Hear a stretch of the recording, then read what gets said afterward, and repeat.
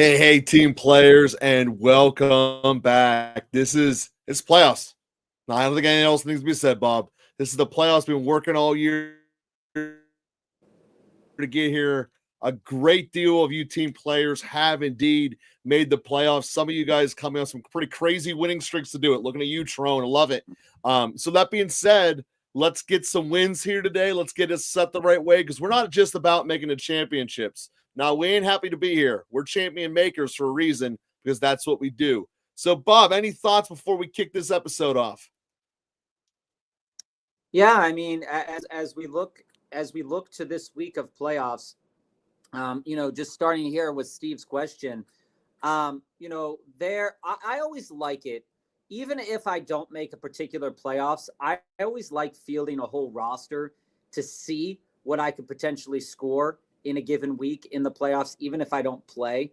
I like to know who I could have beat, and I like to know who would have potentially beaten my team as well. So I always keep my full roster, always rostered, even if I'm in the consolation bracket. There's really no consolation in the consolation bracket, but in terms of the championship bracket, you field all your players all the time. And it's but that being nice said, if you're in a consolation bracket, Joe, you no longer do roster moves. You don't do any waiver wires or anything like that. That's an etiquette rule. But I mean, when you look at Steve's team, for example. Steve's in the playoffs. He can do whatever he wants. As an example, and when you look at other teams that we have as an example, right? But what I'm more so saying here is that looking over the course of the whole season, it is now time to really believe in those players that bought that you bought into, right? The Chase Browns of the world, the Jamar Chases of the world. If you bought into Josh Allen, Tua, I mean, this is the time to really trust your gut on a lot of those players. And as I shared yesterday, there are times that the matchups dictates that we can be a little bit cute sometimes.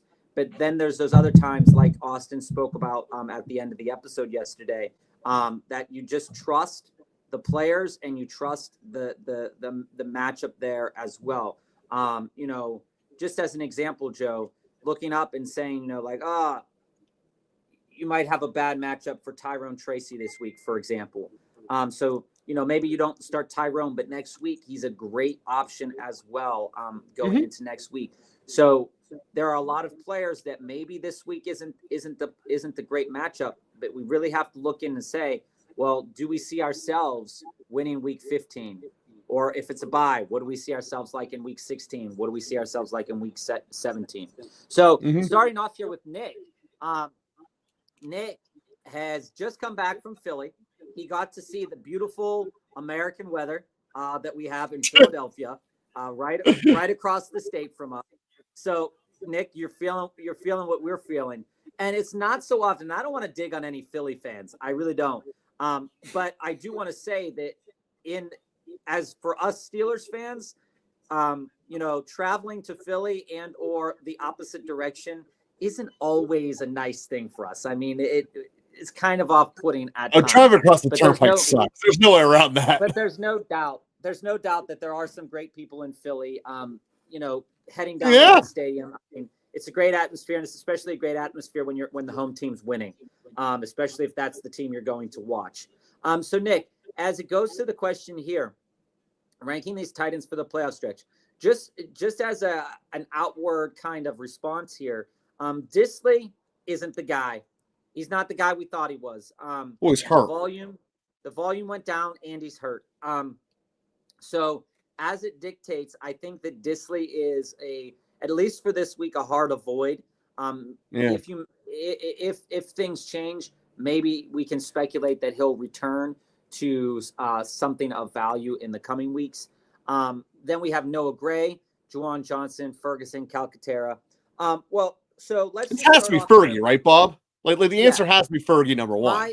My lean above all of the leans of all those tight ends is Ferguson, because coming back yesterday, we saw, Nick, that he rightfully came back and assumed his tight end one volume again. While that tight end one volume isn't, the best of all the tight ends out there, It is something that I can get behind. One of the things to monitor with Juwan Johnson, Nick, is I still do love Juwan Johnson moving forward, but I have concerns about Spencer Rattler. I do have concerns about the return potentially of Chris Olave, and I do have concerns about the overall willingness of of that offense. So I would pump the brakes a little bit on Johnson. I could see myself rolling with Ferguson easily because Calcaterra is not getting enough volume, and Noah Gray similarly isn't getting enough volume, although the volume that he does get is a little bit valuable. So it's Ferguson for us, Nick, and out of those other four, you could pivot to Disley when he's healthy, but I think it's safely Ferguson. Remember, we said that Ferguson was a really good pickup a couple weeks back, or this past week, we also mentioned that Fergie was a great pickup. So I definitely would lean into Ferguson. I want to go off of that and put a little quick aside in for you, Bob. So going off of those tight ends, it's not just, I mean, it's Ferguson by a big gap. The thing with Kansas City, if we're talking about the playoffs in their totality, is that they're going to have to play on that Saturday. They're in 2 primetime games during the playoffs. They're the exclusive Saturday night game, and then they are Christmas Day. When that comes to pass, they tend to lean heavier into their big dogs, which are very obviously Kelsey, and then Hopkins has become the second, although I do think Pacheco is going to take it back. So I think Gray might actually be a victim of the schedule, despite the fact that those matchups are soft, and that is mostly an Eagle and politics-based answer. I get that most of other people are not going to want to go that route, but it's the way it is. But that's why I have Ferguson so far ahead. And on Johnson, I just want to bring this back because it might be my last chance to breathe air into this balloon that has a hole in it. Could Spencer Rattling become good enough that I can start gun. yelling the rattling gun again? You really want the rattling gun I want the rattling gun to be a thing so bad. You really want it to be a thing. Yeah, I mean, it's a possibility that, it's not a possibility. Listen, as long as the wide receiver room is not up to snuff in New Orleans, Juwan Johnson will always have a chance to be successful. Yeah. Okay. I mean, that regardless of how quarterbacks are playing, that's just kind of the long and short of how I feel about that. Yeah, him and Kamara are the whole offense, basically, and then Nick, they can't throw deep enough to Valdez. And then Nick, as it goes here for your question here, I've got Denver and Philly defenses on the roster for the playoffs. I wouldn't have to pivot away from any of those. Okay. No, you're set. Pivot away from the Eagles and pick up a better secondary defense. No. Because Nick, you got tainted by being in Philly. Listen, they hate their defense way more than you really should hate their defense. You were surrounded by a bunch of Philly people who got in your head. The Eagles' defense is either the best or second best playoff defense, and Denver is also top 5. So if you want to worry about matchups here and there, that's fine. I can tell you this, that looking at this week, Philly is going to be one of the better options you can put out there, and you don't need to worry about that.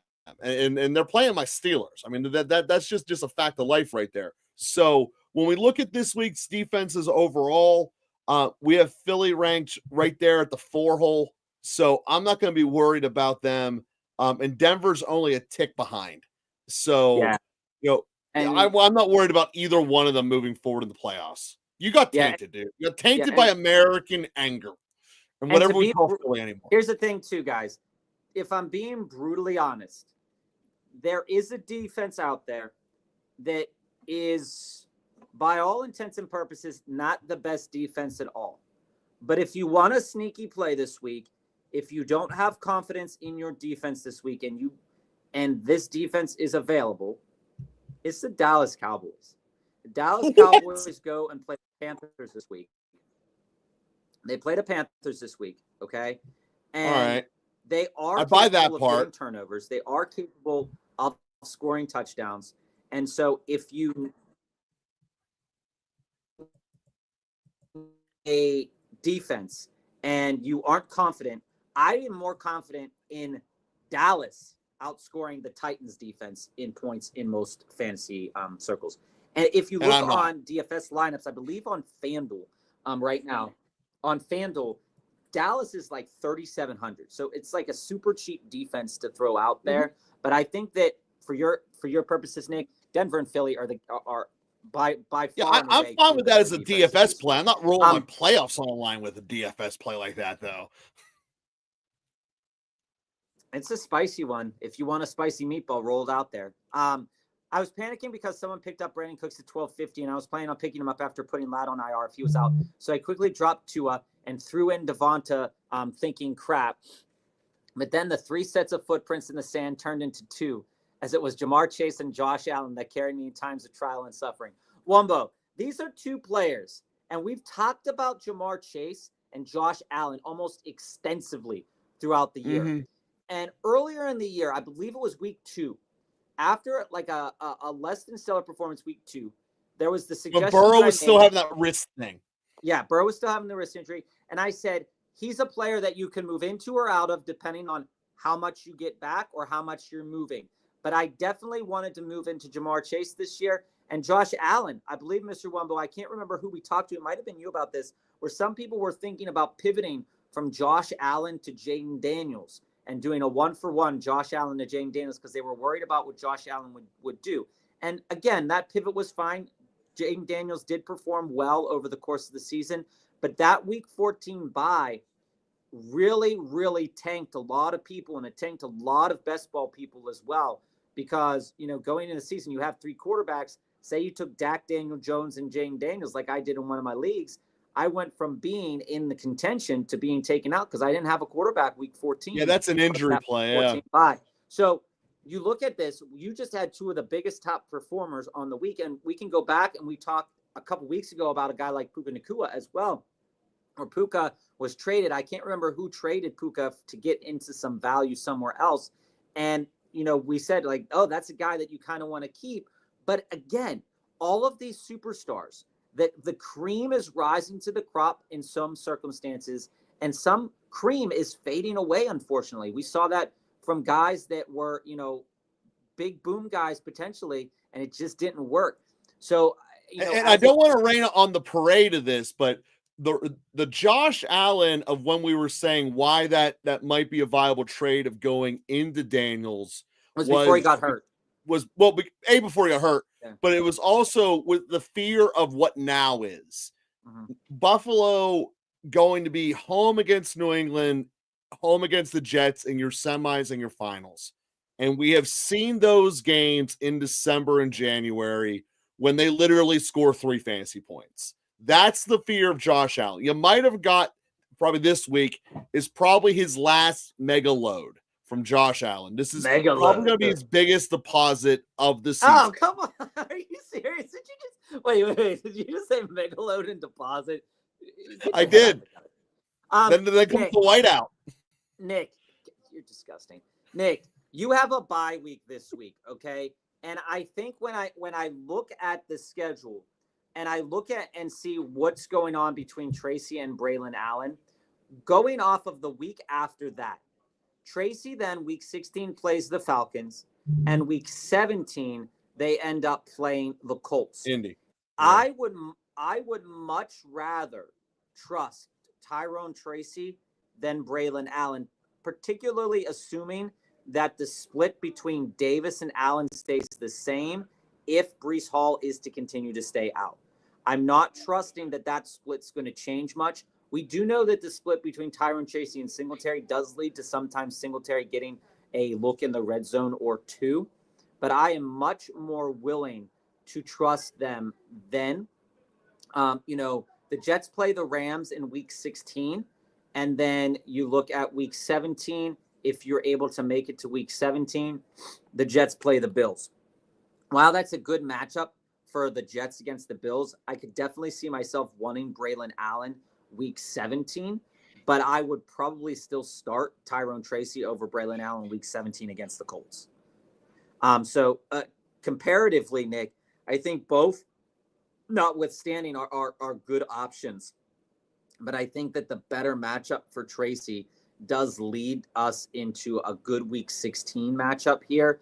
And again, what we saw from the Jets, we have said over the course of the last couple of weeks that they are quiet quitting. They were a bit more competitive this week. And you saw that dictated a lot more passing from Aaron Rodgers. So if Braylon Allen can continue to stay involved in the passing game, then that's going to be good for him. Josh, need to start a tight end. I own Pitts and Freiermuth. Waivers are Kincaid, Calcaterra, Fant, Mayer, likely Bellinger, Sanders, Akinakwo. Also finding Smart intriguing because he balled out after Disley got injured.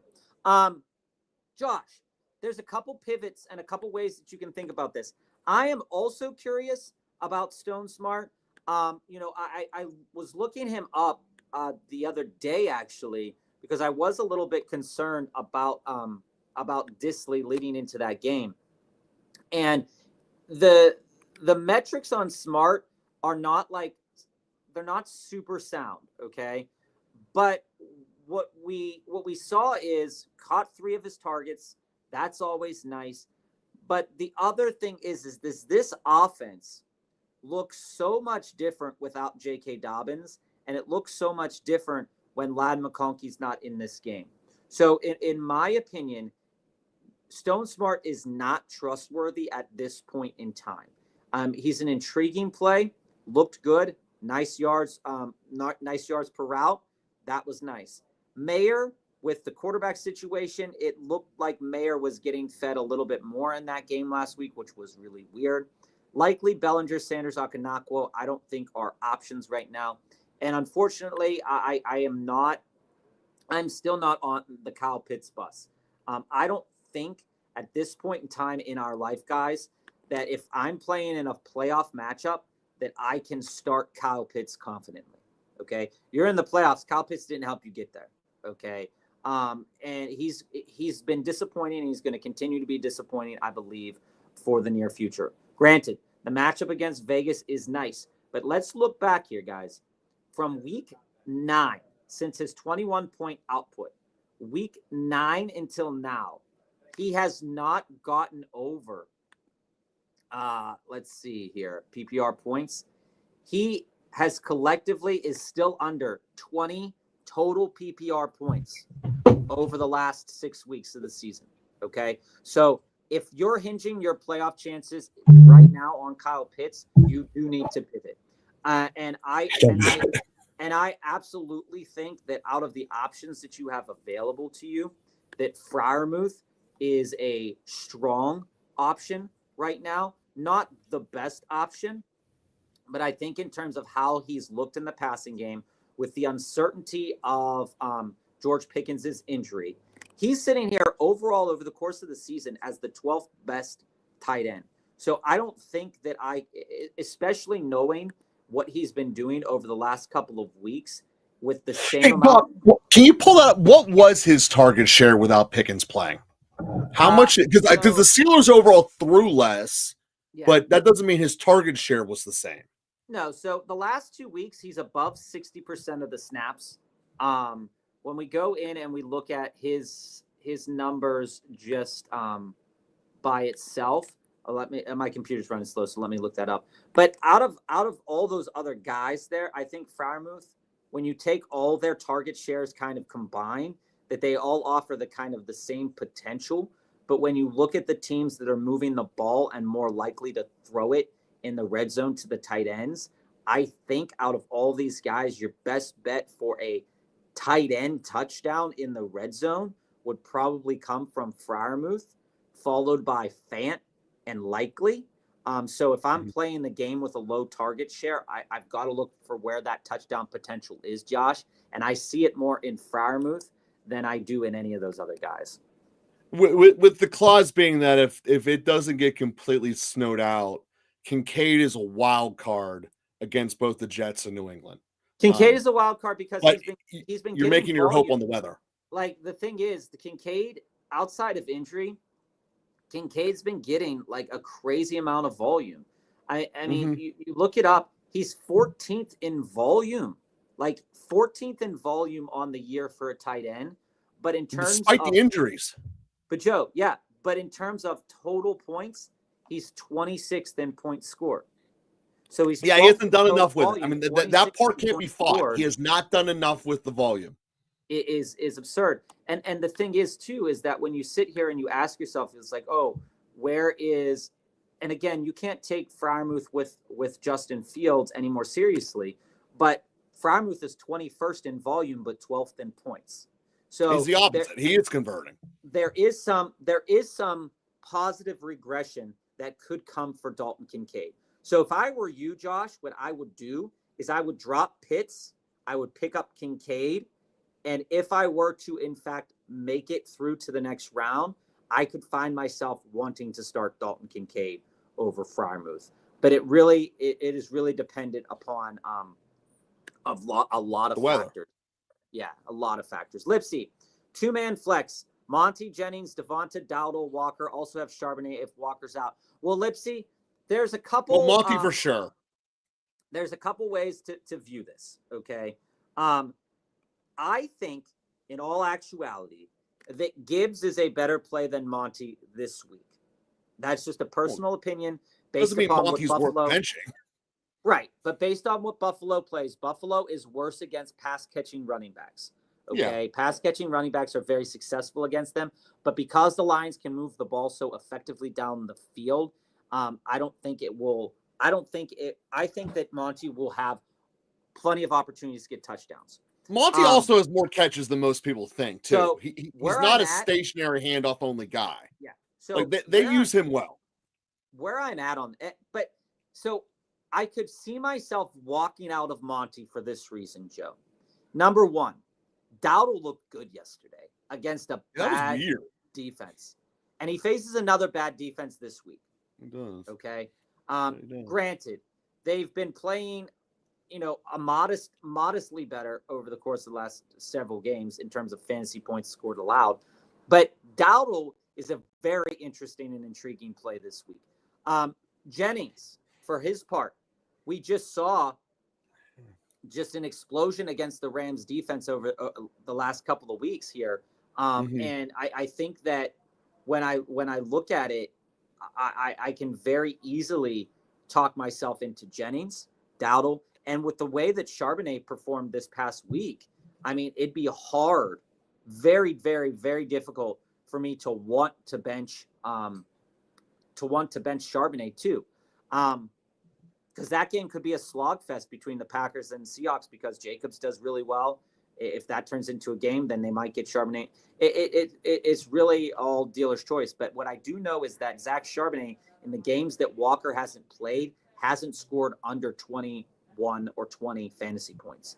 And it dictates that he's going to get both receptions and rushes. So if Charbonnet ends up walking out there, and we can look at the numbers a little bit more, and I want to look them up. But if Charbonnet walks out there and gets 21 total touches in that game, he's most likely going to have over 17 fantasy points. If Dowdle gets over 20 touches in his game, he's going to have over 17 points. And Monty only really needs to have 13 touches to get 16, 15 fantasy points. So I like all three of those options at running back. And I also love Jennings. I think that Jennings is set up for a successful week this week as well. All of those players, all the players that you have listed here outside of Devonta Smith, I think, all have a pathway for plus 15 fantasy points this week. So I think that it would be best, Lipsy, if you look at where the ceiling is. So we can talk about this more tomorrow. I'll look up a little bit more when I'm on a faster computer as well. But looking at these guys and saying, okay, where's the ceiling at? Right, Joe? That's a good part of it. Lipsy, I also want to introduce this other important factor because we talk all the time about how will you be able to live with yourself. If I knew I lost because I put Rico Dowdle in after knowing how much I've hated him the entire season, it would be the worst feeling ever. So under no circumstances can I give the recommendation of playing Rico Dowdle. I mean, quite frankly, Philadelphia should have run through Carolina 40 different ways, and they didn't. So I have no faith in the Cowboys on a short week at all. So that being said, I love what I've been seeing out of Charbonnet his entire career when he has been the dude. So if I'm giving you my answer right now, it's Monty for sure, and then Charbonnet, and I'm just staying away from Jennings just strictly because it's Thursday night. And I Somebody get it always that balls out on Thursday, though. Somebody always balls out on Thursday. Well, here's the thing, though. It's their season. I mean, if you break down the need to win. You break down their record right now, they need this more than anything. So I look at it and say, hey, we're in a spot where the Niners are what? They're a game back, right? Or are they 2 games back? They're 2 games back of Seattle, and they're 1 game back of the Rams for the division. It's a must-win game, and I think the Rams are going to win it because I think flat out the Rams are a better coached team and they're a better team. So that doesn't mean they're not going down swinging. Jennings might be their only choice. I just think that overall, when you look at how this game's going to go, I think that you're going to have the Rams control it, and that's why I'm going to go with the 2 backs. So, Mr. Wumbo here. I love Mr. Wumbo's comment about the consolation bracket that Joe made earlier in the episode. If I have a higher waiver priority for Patrick Taylor, yeah, I'm going to pick him up. No, if you're in the consolation bracket, you have no right doing any waivers whatsoever. You're a bad person if you do. Joe and I do have. You should feel much shame. Different discussions on that. George, we're going to get to your DD in a moment. Austin, it's great to live to fight another day. I mean, I remember us talking yesterday about the decision. You win some, you lose some. You won this one. That was good. And we see all the comments in the chat. We're going to get to them all. Guys, it is a statistics game at the end of the day. There's no such thing as 100% statistic when we're talking about fantasy football and gambling. Jonathan, I made it. Don't know how, but now I'm going to need a tough choice between Jennings, McLaurin, Ridley, Keenan Allen, and McConkey. So, so you need now, 3. Okay. Right now, there's a lot of initial leans out there before we dive into a lot of stats going on over the course of the next couple of days. One of the things that you need to be aware of, okay, is I would continue to monitor the health of Will Levis, because as we saw Cooper Rush with CeeDee Lamb, if Ridley is a volume play, Ridley will be a nice play this week. If Ridley is able to get 8 to 12 targets, he's going to at least get 60 to 70 yards. The only pivot you have to ask yourself is, how many catches is that going to turn into, and is he going to get a touchdown? Because his touchdown potential is down. Okay. So I'm going to start with that point. The other player on this list that I'm definitely on is Terry McLaurin. I can't turn away from Terry McLaurin's touchdown potential in this game. Coming off a bye? Dude, it's coming crazy. Off a bye with a healthy quarterback against a secondary that's dog shit. The only thing that I would be the only point that could work against Terry McLaurin, this for anybody looking at Terry McLaurin this week, the only point they can work against him is Brian Robinson Jr. Okay. If Terry McLaurin falls at the 5, he's not getting another look in that red zone. Well, that's true, but that's been him all season. If he's catching balls and getting 25 yards, and then it gets them to the 5-yard line, that's Brian Robinson, James Daniels territory. But he's been very good at finishing the long ones and getting them in the house, though. He's very good at that. I like McLaurin and Ridley for that reason. Third, and this is just an initial lean here, the Buccaneers play, I believe, I'd have to go back and look at it, I believe slightly better against slot wide receivers. I believe. But Ladd, if healthy, he's their offense. Is their offense. So I think at this moment in time, I think where my Tuesday lean is McLaurin, Ridley, and McConkey. And if I were to change that, I would have to really, really look.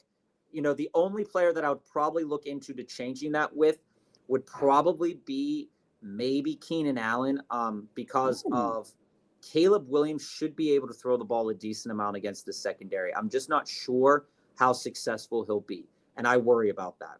So I think Jonathan and I think Joe. And we just have a disagreement about the ordering here, because I'm going Scary Terry, McLaurin, and then I have a 3 and 3A between Jennings and Ridley, because I don't want to touch Chicago. You guys are well aware of that. So that's just how I feel. So Austin, how do we feel about Tyreek Hill? I guess the real question is, do we think Houston goes with the 2 high safeties and forces it to Jonnu and Achane? So you nailed it, my man. That's what they're going to do. Yeah, Jonnu it up. Yeah, I'm looking this up right now just to double check here. So Houston and Austin, here's the bigger reason why. Houston's not going to be threatened in this game, so they're going to have no reason not to. As long as Houston maintains a lead, which they should, you're going to be in a spot where they're basically just playing keep it in front of me. We're not going to lose the game in one splash play. Houston is, again, they're led by a defensive coach. That's their mindset. I do believe that you nailed exactly. They're going to do the too high shell, and it's all going to be underneath with Jonnu and A-Chain. So, you're right. To that end, Joe, Houston already over the course of the season is sitting right around like league average in terms of use of too high safety, and they do use single high a lot. But you're right. It's a defensive minded coach, and there is a realistic chance that they will just pivot. And as long as the health of their players provides it, because I saw that, I saw some injuries coming down the pipeline there from their defense. But I think that you're absolutely nailed it there. I still don't. Here's the other part. They win that game. I think they clinch the division. I don't know they're tied. If they win and the Colts lose, they definitely clinch the division. But I don't think that I still don't think, even with the too high idea here, I think that limits Tyreek Hill's touchdown potential, but that still does not limit Tyreek Hill what he's able to do. Okay. Yeah. There's a very real chance that, what we saw, what I said yesterday about the too high and pressure and things like that, is that the reason that ADOT is so low is because he's making those players make plays. Mm-hmm. And Tyreek Hill is perfectly capable of making plays. But I do think you're absolutely right with Jonnu and Achane. But I still don't think that I would bench Tyreek in a pivotal matchup, in a matchup that Miami also has to win this game. It's not like they can't. Would you grab? So right now, Miami is 2 games behind Denver. They ain't catching them. Stuff can happen. The Colts have a chance because they get the head-to-head tiebreaker and only be a half game back, and then you just watch Denver slip and fall and break on the way home. Which, by the way, George, is my hope. I want that to happen. I want the Colts to beat Denver, and I want Bo Nix to throw the season away. I'm 100% rooting for that. I'm on Team Indy. We're going to answer Lipsy's quick hit here, and then we're going to get into George's and Recon's deep dive before jumping into a couple more quick hits. And for the record, side note behind the scenes, guys, I love it so much more when Bob's in control of the buttons. Would you grab off waivers Bigsby, McCormick, McMillan, Warren, or Thielen? Lipsy, it's got to be Bigsby. We talked about this last week. Bigsby's percentage looked really good. His percentages looked really good in what he was given. He ended up getting that touchdown, and ETN's been struggling to get touchouts this year. So there is a good lean. ETN might be struggling to get a starting job next year. That you can walk into Bigsby as a good waiver choice, especially in the running back department. I'm not, unless I absolutely want to withhold a wide receiver from my fellow league mates. McMillan performed well, and Thielen's been performing well. But if I don't plan on starting those guys and I don't have any issues with my wide receivers, I'm not even thinking about picking them up right now. And it's Bigsby, McCormick, and Warren in that order. I like McCormick's usage this past week.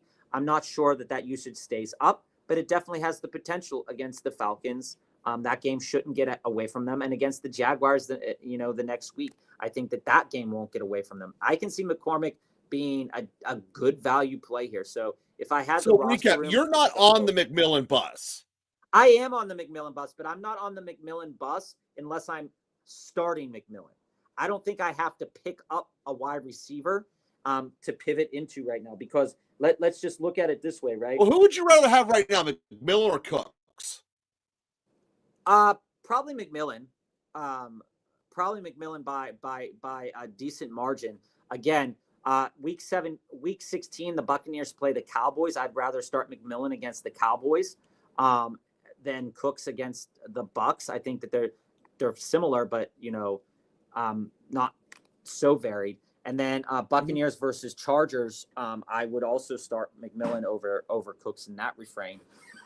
Even though, just considering that. But again, my point is I would rather have the running back going into the playoffs than the wide receiver. Bigsby gives you the best play. McMillan's is a long shot.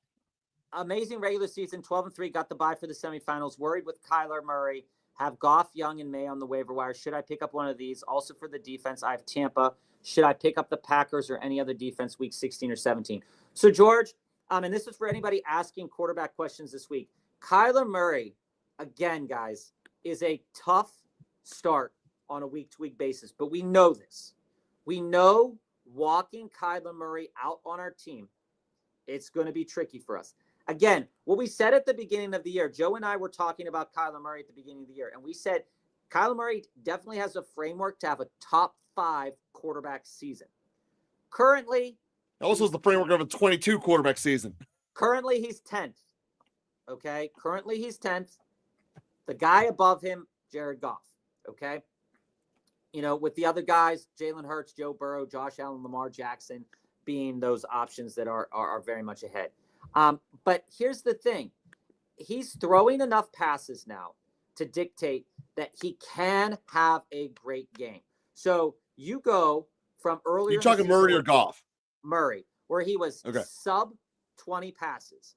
Now, since week 8, he has thrown over 20 passes. He has thrown over 20 passes since week 8 a bunch of times. And in the last 3 weeks, since the bye, he's thrown over 30 passes 3 times.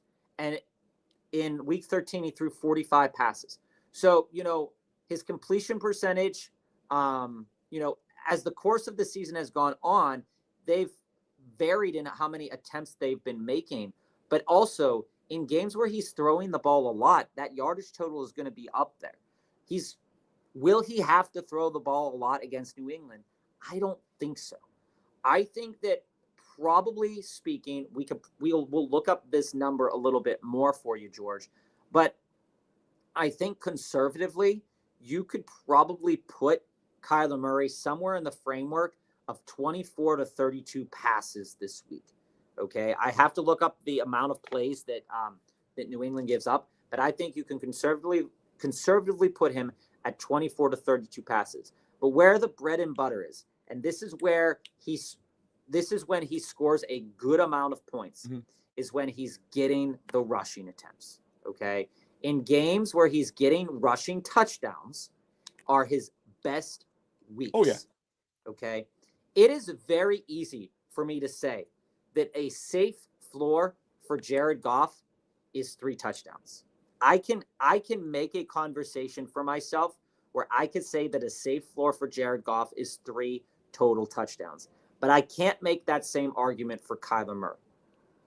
Okay? Because his number 1 weapon doesn't catch touchdowns from him.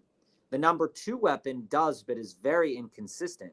And then you have the 3rd weapon in Michael Wilson catching touchdowns as well. Then you have the running backs doing their work as well. I think that Kyler Murray is a tough trust of a start going into the fantasy playoffs. But as I see it, the matchup against the Patriots is a matchup that you should be able to take advantage of. So I would still trust that. But also, I just saw what Matt Stafford did against the Bills. Oh, he's not going to have the Patriots. He's got the bye for the Patriots. So that part doesn't matter. Right. But still. So George, I look at it like this. So Bob just gave you a good elements of the pros and cons. I'm saying, Joe, that this week, the Cardinals play the Patriots. I get it, but he has bye. Yeah. But still, after that, you have that same discussion going on. You have Lions versus Bears week 16. Okay. See, you don't want to touch that at all. But then Cardinals versus Panthers the next week, and that they maybe they go back to running the ball against the Panthers. So here's how I go with this: is that since we're looking specifically at week 16 to answer your question here correctly, George, I can't touch Goff outside in Chicago. It's only going to be his 2nd outdoor game of the year. It's going to be a disaster to throw the ball on both sides. And when you're in a situation when you've already eliminated Chicago, all you're going to do is run the ball out and take the win. So I think that's easily going to be a game where Goff throws like 12 passes. So you can't start Goff in week 16. And then you're talking about flipping into New England. New England has a disastrous matchup with Buffalo. So you're not going to go with that. Yeah, and Wumbo's right. Murray's an idiot. There's no way around this. You're trying to say it nicely here, but you've never going to hear me fight this. The guy has never progressed in terms of his ability to read a defense in the league. because he's too busy reading Call of Duty. These Call are of Duty facts. play manuals.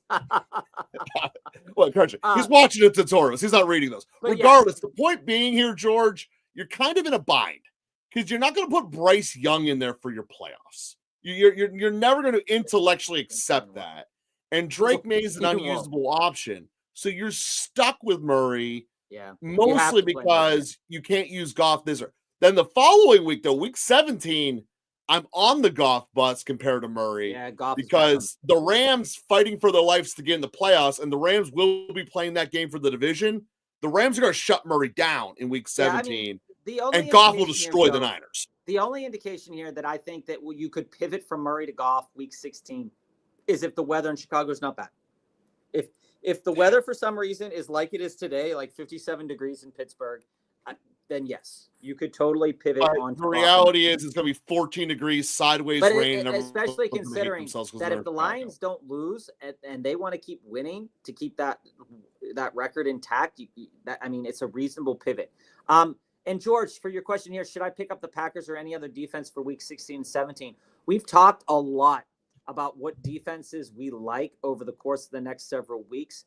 The Packers defense is an interesting defense week 16 and 17 because week 16 they face a very weak team, and in week 17 they face a very strong pass. They have New Orleans at home, who's probably going to come up there and freeze. Right.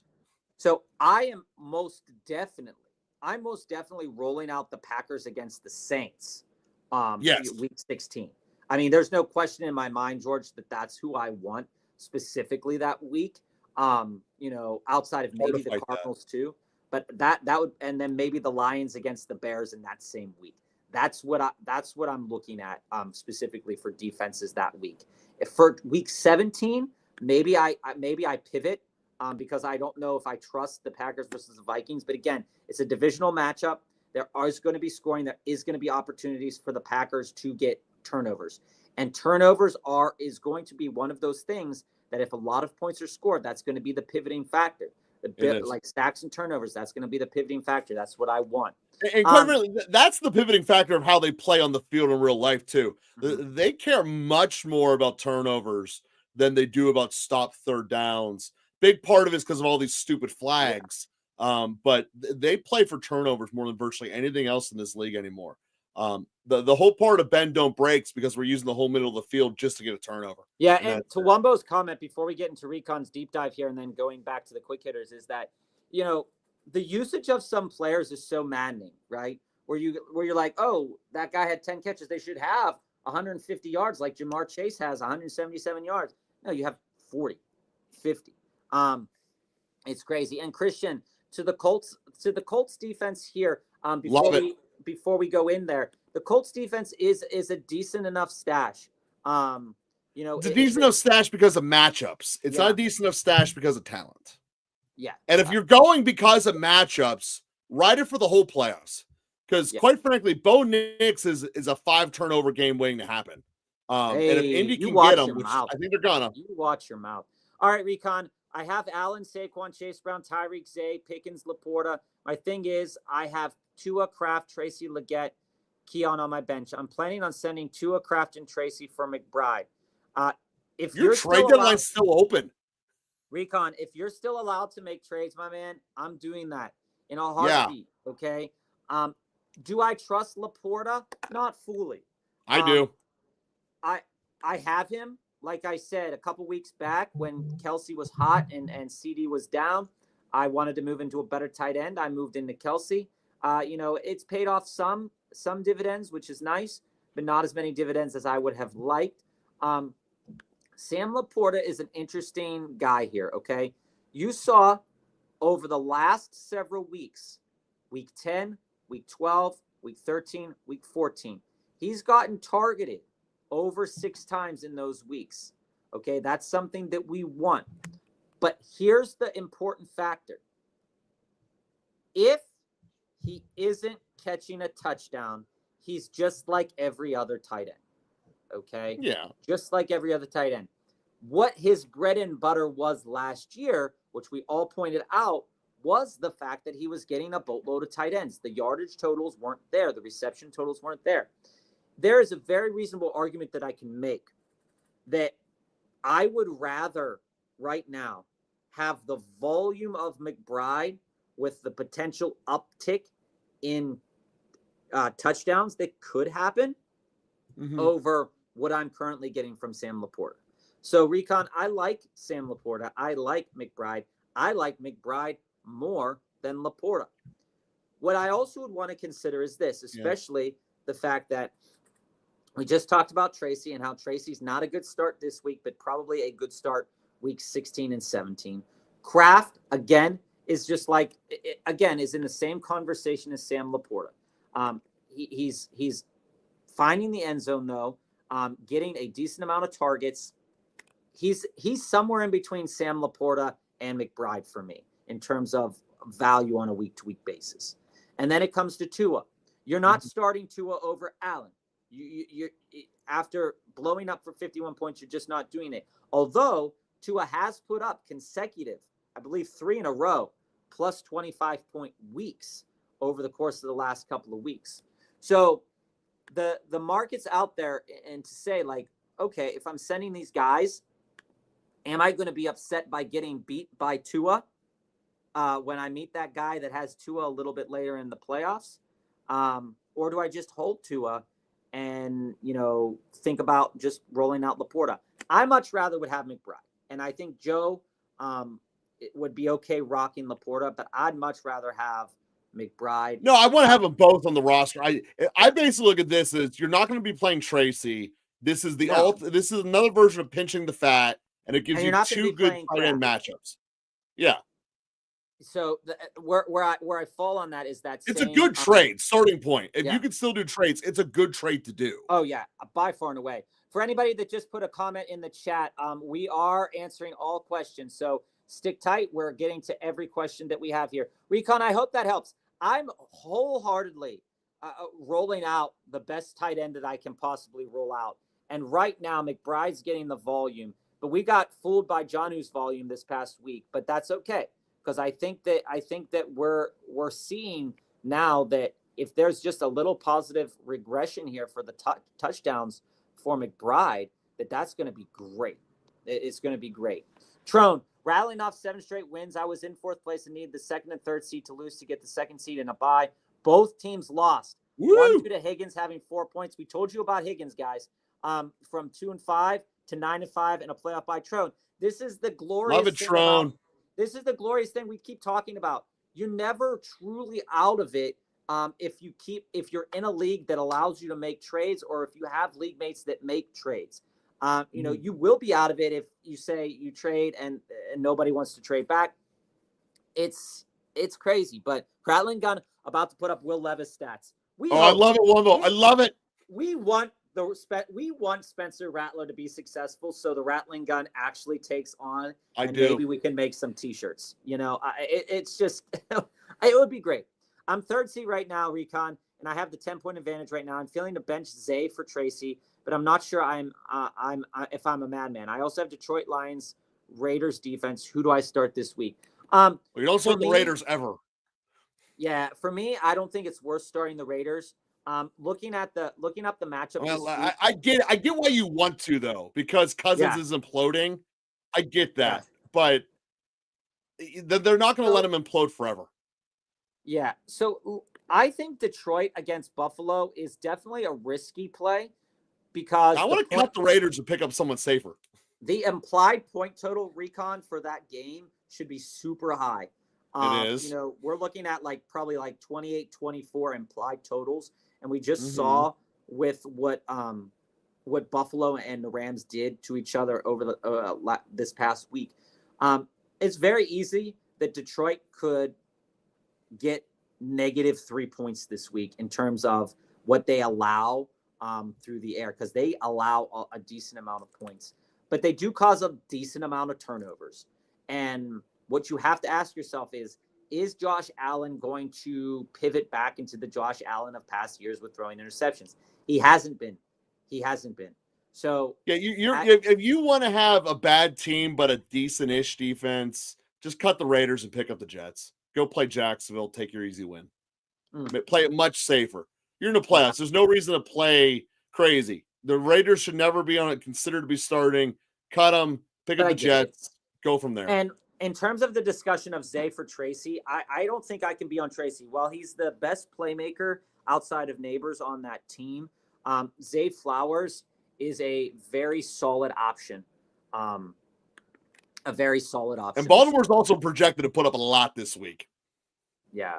I don't think I could pivot off of Zay. I mean, they're 15-point favorite, dude. Yeah, Recon, we can talk about it a little bit more. It is very likely that towards the end of that game that they stop looking at Zay Flowers. I'm not disregarding that at all, because they have done that in the past.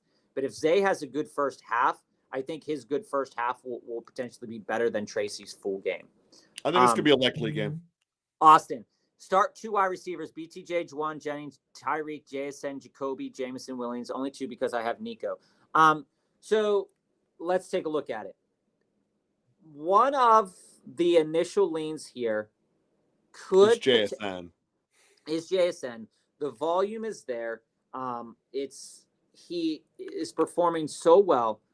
He's catching all the balls that are coming his way. The last 2 weeks, he's been perfect.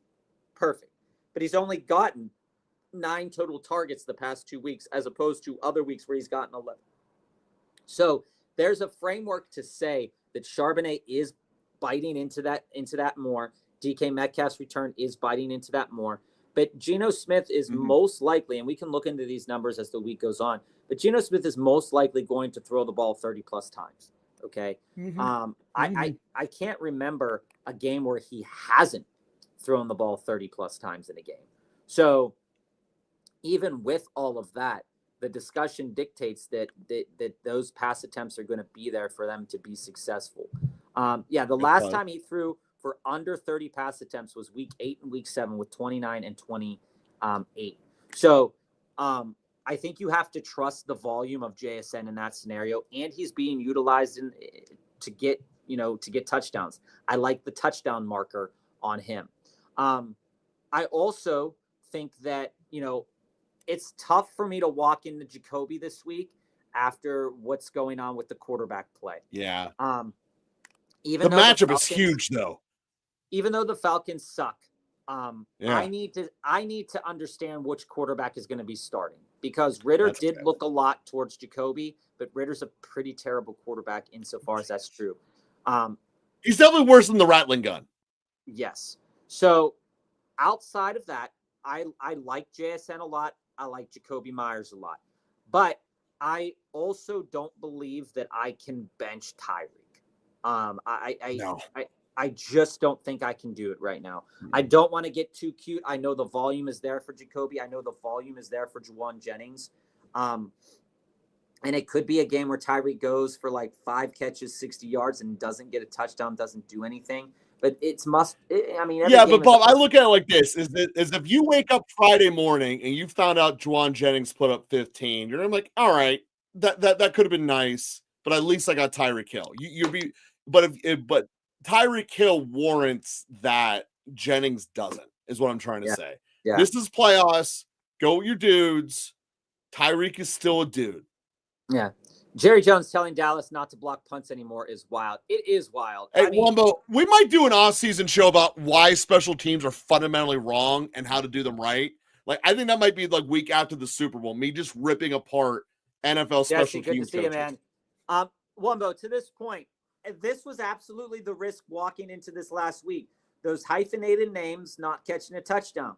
We all knew it. We all knew the inherent risk in this. So anybody that took on that inherent risk, Will Levis got hurt. We were disappointed in the results. MVS did catch some passes, though. Joe, can you speak to the audience about the big gulp? At some point in time over the course of the next couple of weeks, you've got to talk about the big gulp and why what's happening there, why you do it. Building on my DD recon, do I not trade Tua because of the potential blowout bust for the Bills' easy week 16-17 schedule for Josh Allen? Kind of worried about it. Recon, Joe gave you a very reasonable explanation as to why that can potentially be a worry. And Tua is a good enough quarterback. He's proven it over the last several weeks in terms of point production. And it But is here's the not thing, any, Recon. When you're doing the trade for McBride, getting the other team to throw their quarterback back into it should not be a deal breaker. So, no. assuming they're going to give you someone halfway decent in return, I think that that's the way to do to cover yourself. I still want you to get McBride on your roster. So, need to drop a tight end. Kincaid, Ingram, or Ertz. Cam, Ingram. to this point, if you're still here in the chat, Cam, for me, I think it's safe enough to drop Kincaid. But I will say this. The implied volume that he's already getting has touchdown potential coming. Okay. So if you are comfortable moving Kincaid into your starting lineup, there is going to be opportunities for touchdown success because they can move the ball. Ertz, I love Zach Ertz this year. Okay. Joe was talking about Zach Ertz last year. This is the year Zach Ertz is playing well. So I think by laws of association, we own some shares of them. I think by laws of association, Ingram can be worth dropping, depending on how you feel that volume is going to come. How's Ingram going to get a quality target? That's the thing. Yeah. The quality of the targets aren't there as much. There's not a lot of room in the red zone. At least what we know about the other two tight ends, Kincaid and Ertz, is that their teams are going to make it to the red zone. Okay.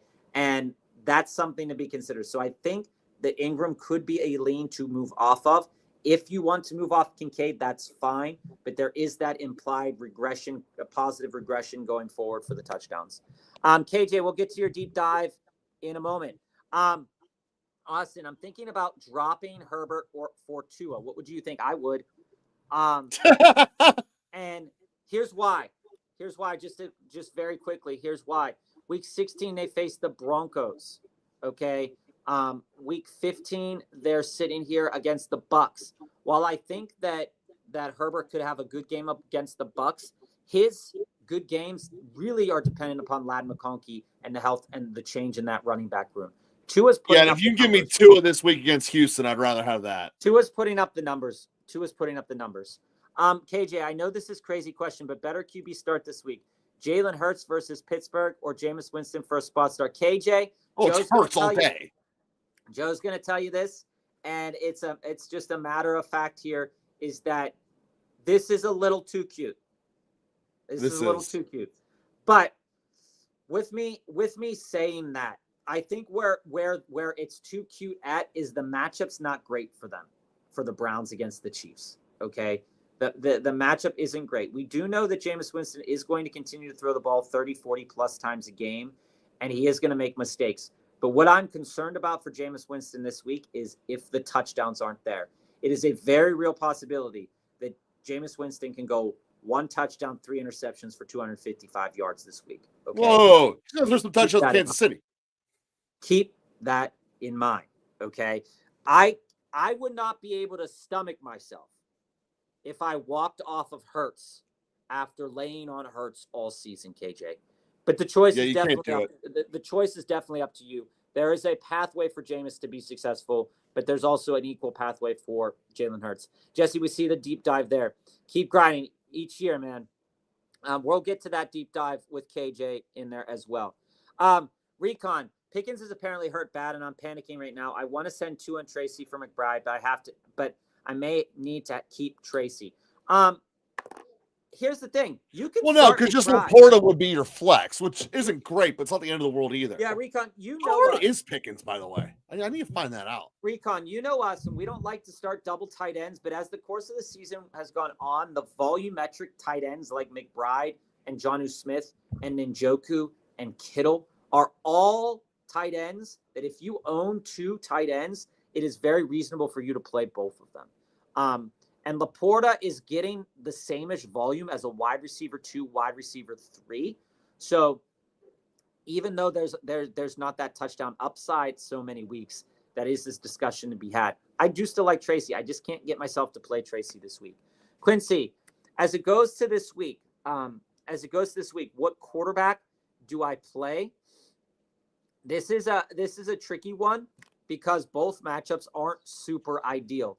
And without George Pickens, I can't play Russell Wilson. Without George Pickens, I can't play No. Russell. So I think out of the two, I'm on Drake May. I don't like the matchup, but it is at least a better possibility because Drake May does do a little bit with his legs as well. Austin, if AOC is looking like he could play, if he doesn't, Jonnu or Bowers, full PPR.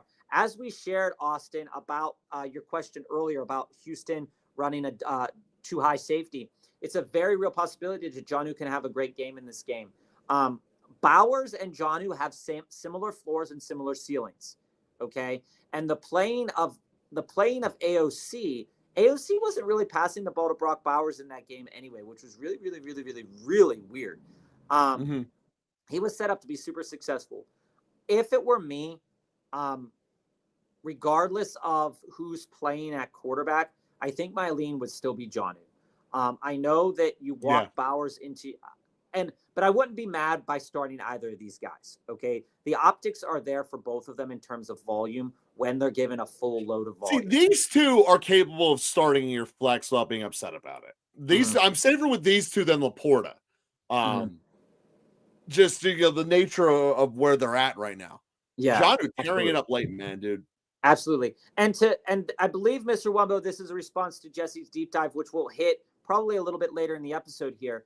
But there is a fine line in terms of where I want to be at in the amount of leagues that I'm in, because as a content creator, but both as a consumer of football, I'm okay with a lot of set it and forget it best ball types of teams. I love those that I drafted in June, July, September, and August. I am also okay with doing DFS lineups because it gives me a new thing to think about every single week. But when you have too many teams out there, and I've been there, I was watching like 7-year-long fantasy leagues, which was a lot to manage because there's a point in time where some of those teams, I had to have one person doing bad so that I could win in one league and then in another league and in another league. It was all a mess. So I've cut it down usually to 3. I've cut it down. The other part that needs to be explicitly said is, do you want to deal with that many people? Because there's every league almost always has at least one poison apple in it. And how much do you want to deal with that? And that to me is the number one reason I leave leagues. I've left leagues I've won. I was in one league, walked in, won it, and never came back to it. I've done that twice in my life. For me, the ideal number is 3. A home league that I've been in for years and years. A variation home league, like an auction league or a dynasty league. And then a big money. I think that those 3 are the ones that you should pivot. Big money, I'm thinking like $100 buy-in, $500 to Dude, auction leagues are amazing. Whatever your buy-in is. I know Steve's in a really big money buy-in. Where we're at. Nihil, Amari or Tracy this week. Depending on what Amari's last stand, baby. Yeah, depending on what the news is with Keon Coleman, I think that you could easily walk into Amari this week. I'm not trying to downplay Tracy, guys, but what I am trying to downplay is that the matchup for Tyrone Tracy this week is one of the worst matchups on paper. Hey, let me back this up. This is a side question that just popped in my head, Bob, and this is something you'd be all over. In the NFL draft, all the day 1 and day 2 players, did any of the receivers not miss at least 2 games due to injury? I think they all did. I don't know. We'll have to look that up. It's an interesting question. Because I'm just reading this report now. The Steelers are talking about bringing Roman Wilson back now. Hey, that's your boy. That's your boy. I know. Jonathan, I don't know how I'm 3rd place right now. The wide receivers I drafted were Rice, Ayuk, Adams, and Devonta Smith. Dude, it's all about trades. It's about working trades. The waivers. There was a viewer that back the week before Rashee Rice got hurt, traded Gibbs and someone else to get into Rice and Singletary because Singletary was the top dog in New York at the time. And on paper, the trade was fine. You get yourself a top flight wide receiver. They needed one. Rice goes out and gets hurt. These things happen. We all owned shares of Ayuk over the course of the season. Devontae Adams, the pivot for Devontae Adams, while he's on a stinker of a team, the volume there is crazy. He's getting crazy volume, and that's just something that's really cool to look at. Which defense should I play week 15, 16, 17, Nihil? Eagles, Green Bay, Broncos. I think as we shared earlier in the episode, week 16. Hard to fight that lineup, though. Week 16, we're definitely on the Packers. Week 17, the Broncos are a slam dunk in terms of what they could do against the Bengals. And, And if you want a cheap one that you can float anytime, Tennessee's not a bad cheap one. They got Indy and Jacksonville in 16 and 17. So don't feel like you have to be in one of them. There's cheap options out there who's got good. There's so many bad teams in the league right now. There are. There's like 7 crappy teams. We normally have 3. There's 7 teams who legitimately have a chance at first pick overall. And to Wumbo's point here, it's really nice when you have a player that stabilizes your team and then boom, injury, boom, lack of volume. It just hits. And this year, among all years, I think there's been so many fantasy relevant starting players that have gotten hurt. I think more so. Oh, yeah. That, every year has injuries, but it's like offensive linemen, defensive players, backup tight ends, backup running backs. But there's been so many fantasy relevant players. Do I even start James Cook this week? Because last game he legit screwed me. He legit screwed a lot of people. The usage was a weird concern. The thing about Cook, which has been propping him up over the past several weeks, is the multi-touchdown performances. He hasn't been putting up a lot of yards. He hasn't put up a lot of yards a lot of games this year. With Ray Davis and Ty Johnson there, I don't think you can walk yourself into a conversation where you would want to start Cook. Unless you're Christian, you can't fight this. McLaurin's a dude. He's a dude regardless of his matchups. Like, absolutely, Scary Terry's going off, man. Yeah, he's the best option on the team. Keenan Allen went off last time against the Vikings. Think he can do it again? I mean, certainly he can do it again. But again, Jonathan, this is what we said all year. This has nothing to do with Keenan Allen's skill level, okay? This is everything to do with the volume. Caleb's skill level. If the coaching staff continues to allow Caleb Williams, and it didn't allow it this week, which you saw those numbers dip a little bit for all these wide receivers, the matchup wasn't good for Keenan Allen this week. But you look at it on paper and you say, okay, if a X quarterback is able to throw the ball Y amount of times, then this one player is going to be able to get a decent amount of the target share. You just go through and do that math. If the Vikings are allowing, 55 plays a game or something absurd which like basically says another way, Jonathan, do you think the Vikings are going to blow them out? And my answer is yes. So you're going to get a lot of passes against during garbage time. Yeah. They're not the king of garbage time, but you're going to get a lot. Keenan Allen could be a great play. I just worry about that potential volume. I think a Dunze could be a great play too. Dunze is a good play. I do like a Dunze. This week. That's the only time I've said it against a Bears really receiver all year. Where's Darkside at? Where's Darkside at to hear that? Clip that, send it to him. That's insane that you just said that. I picked them up this morning. Superflex League, first place. Do you think this team can win? Tua May, Russ Wilson, Kyron Corum, Tracy, Braylon Allen, Algier, Lamb Jennings, Debo Mooney, Lamb McBride, and Denver defense. Yeah, I do. I think that you have three quarterbacks that in any given week can get you between 15. You'll be able to find a matchup, yeah. 15 and 26 points. It's a super flex league, so you can start both of them. It's probably going to be Tua and May this week, most likely. Kyron, Braylon Allen, Tracy, Algier, that's like your weak point there. But it's not the end of the world, though. Your wide receivers are strong. I think that team, especially looking at this week and next week, you have some good quality matchups. Mooney against the Raiders this week. Mooney against who do the Falcons play the next week? Against the Giants. Yeah. Oh, yeah. Atlanta doesn't play anyone. The whole question is it going to be Penix throwing the ball or is it going to be Cousins? Because that question's now and it's legit. Yeah. I get mad at the Cowboys for waiting until the fourth quarter before going to CD every play, but the Chargers waiting until like week 13 to be like, hey, what if we throw this lad guy 10 times? We said this to you on air. We said this to everybody on air. We said, we walked in and I said, I do like Ladd and Worthy over the course of the season. And there was a point in time where I did like Worthy at the point in time where the wide receiver situation in Kansas City was flux. I did say that I liked Worthy a little bit more than Ladd. I did say that. But that was because the situation was in flux. And Joe, you were there. You disagreed vehemently with that. I mean, I love Ladd. Kudos to Ladd. Ladd's my lamp. I love Ladd. I love Vlad. Wumbo, this is also an interesting stat line, right?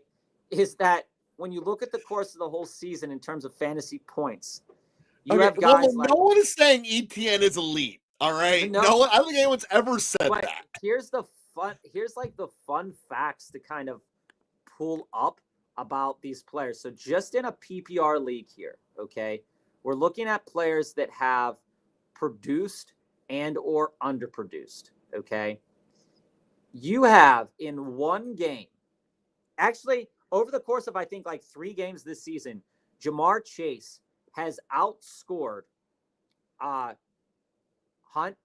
Mason, Javonte Williams. Like it's crazy to think how amazing this season has been for Jamar Chase. He's sitting at 317 PPR points, guys. The next best wide receiver is over 70 to 80 points behind him. So like this whole Burrow scare, it didn't pan. Yeah, from the off-season projections to here, we didn't miss on people who were going to blow up, with the exception of 2 guys. The only 2 guys that we did not project to go off the way they did was Chase, again because of the Burrow thing, and Collins. Now, Collins' injury brought him back to our projections, which I don't really take credit for, but that's the case. But and Chase the other and fun Collins fact too went off. And we did not see that coming. Saquon's 45 points, that one game better than Derrick Henry here, which is interesting. Yeah. Full PPR here, Christian. Pick Thielen over Bigsby if you're going to slot into a flex spot. Otherwise, sure, Bigsby is the safer, better option. Both have good playoff matchups. Yeah, absolutely. I completely agree with that sentiment, Christian. You got to look out with Thielen, though, because they're going to phase him out. They are phasing him out to a degree. Coker's currently hurt, so maybe if Coker comes back, maybe that's what I mean. When Coker comes back, he's always showing up when Coker's not in. Start Purdy or Kyler. I took the risk on starting Kyler last week. Didn't know how Purdy was going to do against the Bears, and that was a fair assumption to make. Let's see. Walking into last week, Purdy had been dealing with that injury. I think my Tuesday lean, and we can revisit this over the course of the week.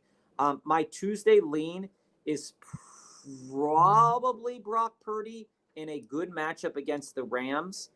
I think it is very likely that Purdy has the capability to throw for 2 to 3 touchdowns in this game, particularly thinking if Garendo can't go and it's Taylor's case, they're probably going to play a lot of coverage to keep them out of the end zone, the Rams, that is. So if you're worried about the potential for the running back to be out, I would say that at that point in time, Purdy would eclipse over 30-plus passes. If the running game isn't working, he's going to have to throw the ball more. So will that be successful? I don't know. But Kyler is a good enough play against the Patriots this week. I think my initial lean is still Purdy, though. Coming down here to Nick. Nick, is Fairbairn a solid kicker, or should I move him off for any reason? He's solid. I mean, you just look at the stat sheets for kickers. And, kickers, I think when you're predicting a kicker, one of the things to look at not only is, opportunities for field goals, is where those opportunities for extra points are. Because, where I'm looking at it, you have Jake Bates sitting there at 49 extra points attempted, only 22 field goals attempted. Then you're sitting here at the kickers that have the most field goals, Fairbairn and Boswell, 39 and 37, with only 29 extra points attempted. So I'm looking at teams, when I'm looking at field goals, I'm looking at teams that have the potential to get a touchdown, but aren't necessarily converting it, and the drives are stopping short, but they're getting a good amount of usage in terms of how they're moving the ball down the field. That's why we came to the Minnesota kickers this past week. Minnesota had been falling short of getting in the red zone a bunch of times over the last couple of weeks, and that was resulting in field goal attempts. They unfortunately only had 1 field goal attempt, but with 6 extra points. You turn 2 of those drives and only 4 extra points, 2 more of those drives into field goals, Reichert would have had a great day, sans the miss. So Fairbairn is one of those other options out there where these drives for Houston have been stopping short of the red zone, stopping short of the end zone. So Fairbairn is definitely an option for you to keep your head on a swivel about, because he's still almost at 30 extra point attempts, right? So he's sitting here at 11th overall in terms of extra points attempted, and he's sitting there at 2nd overall in terms of field goals attempted. So that is a kicker that I do want to invest my time in. McBride's a dog. That's all I'm going to say about it. McBride's a dog. Yeah, the negativity in Philadelphia, Nick, is just insane. When the negativity, it's who they are that Philly has about their sports teams in particular, every single one of them. It doesn't matter how well they're doing. They're still negative about it. So I distinctly remember, this is when Twitter was still Twitter. They had a citywide thing for every city in the country. It was around Valentine's Day to see which city was putting out the most love vibes or whatever. Philly's was so negative that it became brown. And like on the scale of shit colored to red rose love, I distinctly remember that. Yeah. They use the F word more per tweet than any other city times 2. It's great. Sauce, do I start Judy or Higgins? I have other options like Flowers, Wilson, and Jacoby Myers. So Sauce, Higgins, I'm gonna be honest with you. There's a couple decisions here that I think are gonna be really gross for us, for your team here. Sauce, if you're still with us right now, I know you asked this question a little while ago, but I'm gonna say it. Joe's gonna cry. He's gonna scream. This is the order. This is my order for these this week. Okay. I'm on, in this order, Higgins, Wilson, Flowers, Judy, Jacoby. If I get Jacoby last, I'm on that bus. The rest of it, no. If Tillman comes back, Judy pivots to the maybe last, but he's still getting enough volume with Winston. I like the volume that Wilson's getting. The only problem that I have with the Jets overall is just where those touchdowns are going to come. It's a good matchup. It really is. And Wilson is getting good volume. So you combine good volume with good matchup, good things should happen. I'm all right with that. The part that I'm not going to be able to get on the Higgins bus. I'm just not. So I'd rather take Flowers or Judy over Higgins. I mean that's just where I'm at. And I'm definitely on Wilson over Judy. I need to think a little bit more. My initial lean Tuesday is Higgins over Wilson, but I could easily, in a really good matchup where the Jets are probably going to pass the ball 26 to 35 times, I could very easily see Wilson getting, if Wilson gets above 10 targets a game, he's most likely going to be in the 70 to 100. Oh, no, Wilson's going to get the volume, so I'm okay with it. It's against a bad team in Jacksonville. The reason I'm leaning, I think, Judy is because the rest of the players, relative to their offensive success, Judy in the last couple of weeks has forced himself, if Cleveland's going to be successful, they're using Judy to do it. There's nothing Higgins wrong isn't that way, and Flowers is a spillover effect of when King Henry's rolling. He's not the driving force, and given the fact that Cleveland is gonna have a hard time in Kansas City, I think Judy's probably the better spot to look. Although just and Christian, to that point, to the point that you made about the trade above, you could easily move Laporta instead of Kraft to get you into McBride. If you don't want to trade, assuming you have the flex remaining on your roster, that's fine. Yeah. Do I think that Tracy will get 10 targets again, or will calm him down? So, Nahil, I think what you're going to get here is Tracy's usage actually going to be increasing. The one thing you're seeing with the Giants is a consistent organizational desire to get the first pick overall. And as a result, that means they're going to shut Neighbors down. It's going to happen. Neighbors is going to get shut down. That's going to open up 12 targets a game to a guy who cannot throw the ball downfield enough. This is almost like watching the Mac Jones Patriots. Like, it is disgusting. The ball is going to go to Tracy. 10 targets might be the new floor for him, as stupid as that sounds. But that's how stupid the Giants want to lose this game. The Giants want that kid from Miami. It will blow up in their face, but that's who they want. They want that quarterback from Miami stupid hard, and they're going to throw the season away to do it. And the beneficiary of this is going to be Tracy's target share. Yeah, I think they could have James Daniels. So here's the other thing, Nihil. Just going back, and again, the framework against Baltimore is going to be tough. Baltimore is a tough run defense. But if Tracy if Tracy gets 10 targets and he's able to convert 4 to 6 of them, he's probably going to have a good fantasy game. But I still think he's an untrustworthy start this week, but I think a really smash start the next 2 weeks after Baltimore. Definitely. Flex Garrett Wilson, Breece Hall, Braylon Allen, D-Hop, Jay Reed, Patrick Taylor. It's Garrett Wilson, Jackson by like 1,000%. Jackson, you needed to trade more of these people earlier in the season to make your life easier. I think we've talked about that a couple times. So here's the thing. Jaden Reed, guys, I love Jaden Reed. I talk about Jaden Reed every single god dang week. All right. And he's been not showing up lately. Every single week, he's so desperately disappointing me.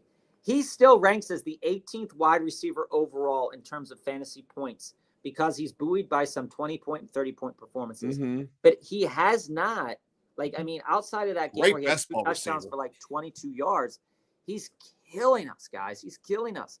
And it was in a matchup that on paper was a good matchup.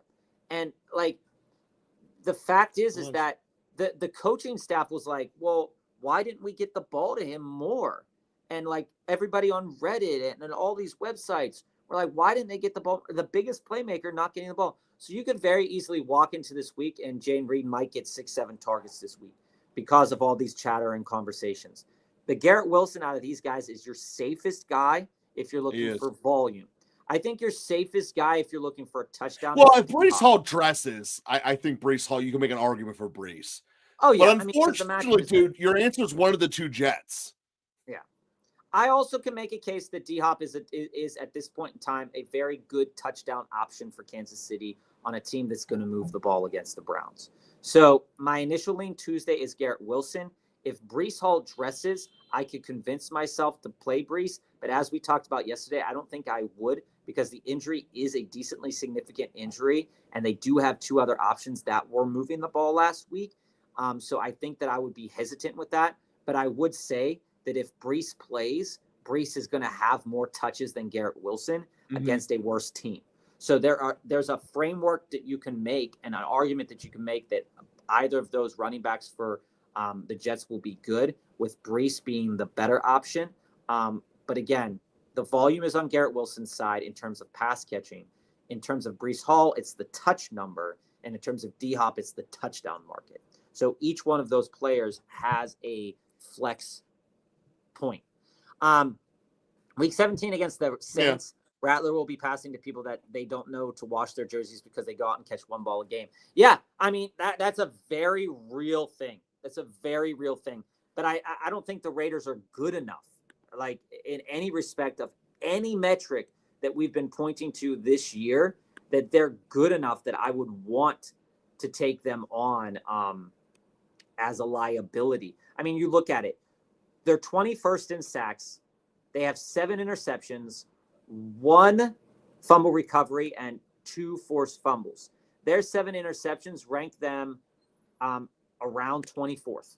So I'm not in on that. I like Tyreek and Jacoby this week. This is reference to the question above. My concern with JSN in the playoffs is he may not get the usage due to all the playmakers they have. Jacoby is the Raiders playmaker. That's absolutely true. Yeah, it is. But you gotta also think about the pass attempts. If AOC or Desmond Ridder is able to pass the ball 30+ times a game, Jacoby will be absolutely fine to start. The other part, you got to remember the beginning of the year, like use Ridley as an example. Ridley was getting 11 targets, but none of them were catchable. That is one of the things we have to worry about with the Raiders. So, Austin, is JSN better than Juwan Jennings this week? It's full PPR. Right now, I have starting Juwan over JSN. Also, if there's no Ken Walker, do I flex Charbonnet over both? I think I could walk myself into saying, yes, Charbonnet would be the guy I would play because the touches. Again, we just spoke about the touches with Breece Hall. The touches are just one of those things that you need to look at. And granted, divisional opponents, they've seen Sharps before. Sharps has always kind of blown them up when he's had the opportunity to. But in the limited opportunities that Charbonnet has had this year, guys, and this is just coming See, Christian, I think you're lowballing Sharp saying he's only a top 10 to 15 play. I think he's easily in the top 10 whenever you look at what he's doing here. So we look easily in the top 10. We look at what he's done this year. He's the 25th overall running back this year in terms of PPR points. In every game, and again, this speaks a lot about the JSN play as well, right? Where Charbonnet did this on 29 touches, okay? In the games where Ken Walker was out this year, going back to week 3, okay? Week 3, he was at 22 touches. And I love the whistle you did right there. That was solid.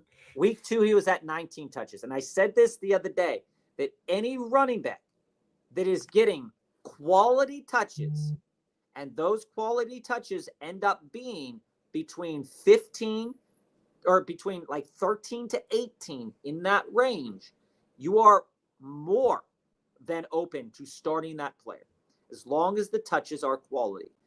If you're getting crappy touches, oh well, it is what it is. But we all know this about Charbonnet. We talked about Charbonnet in the middle of the year, that if you were holding Ken Walker, you had to hold Charbonnet.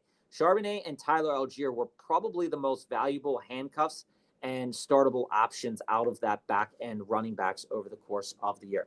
Yeah, hit the like and subscribe button, guys.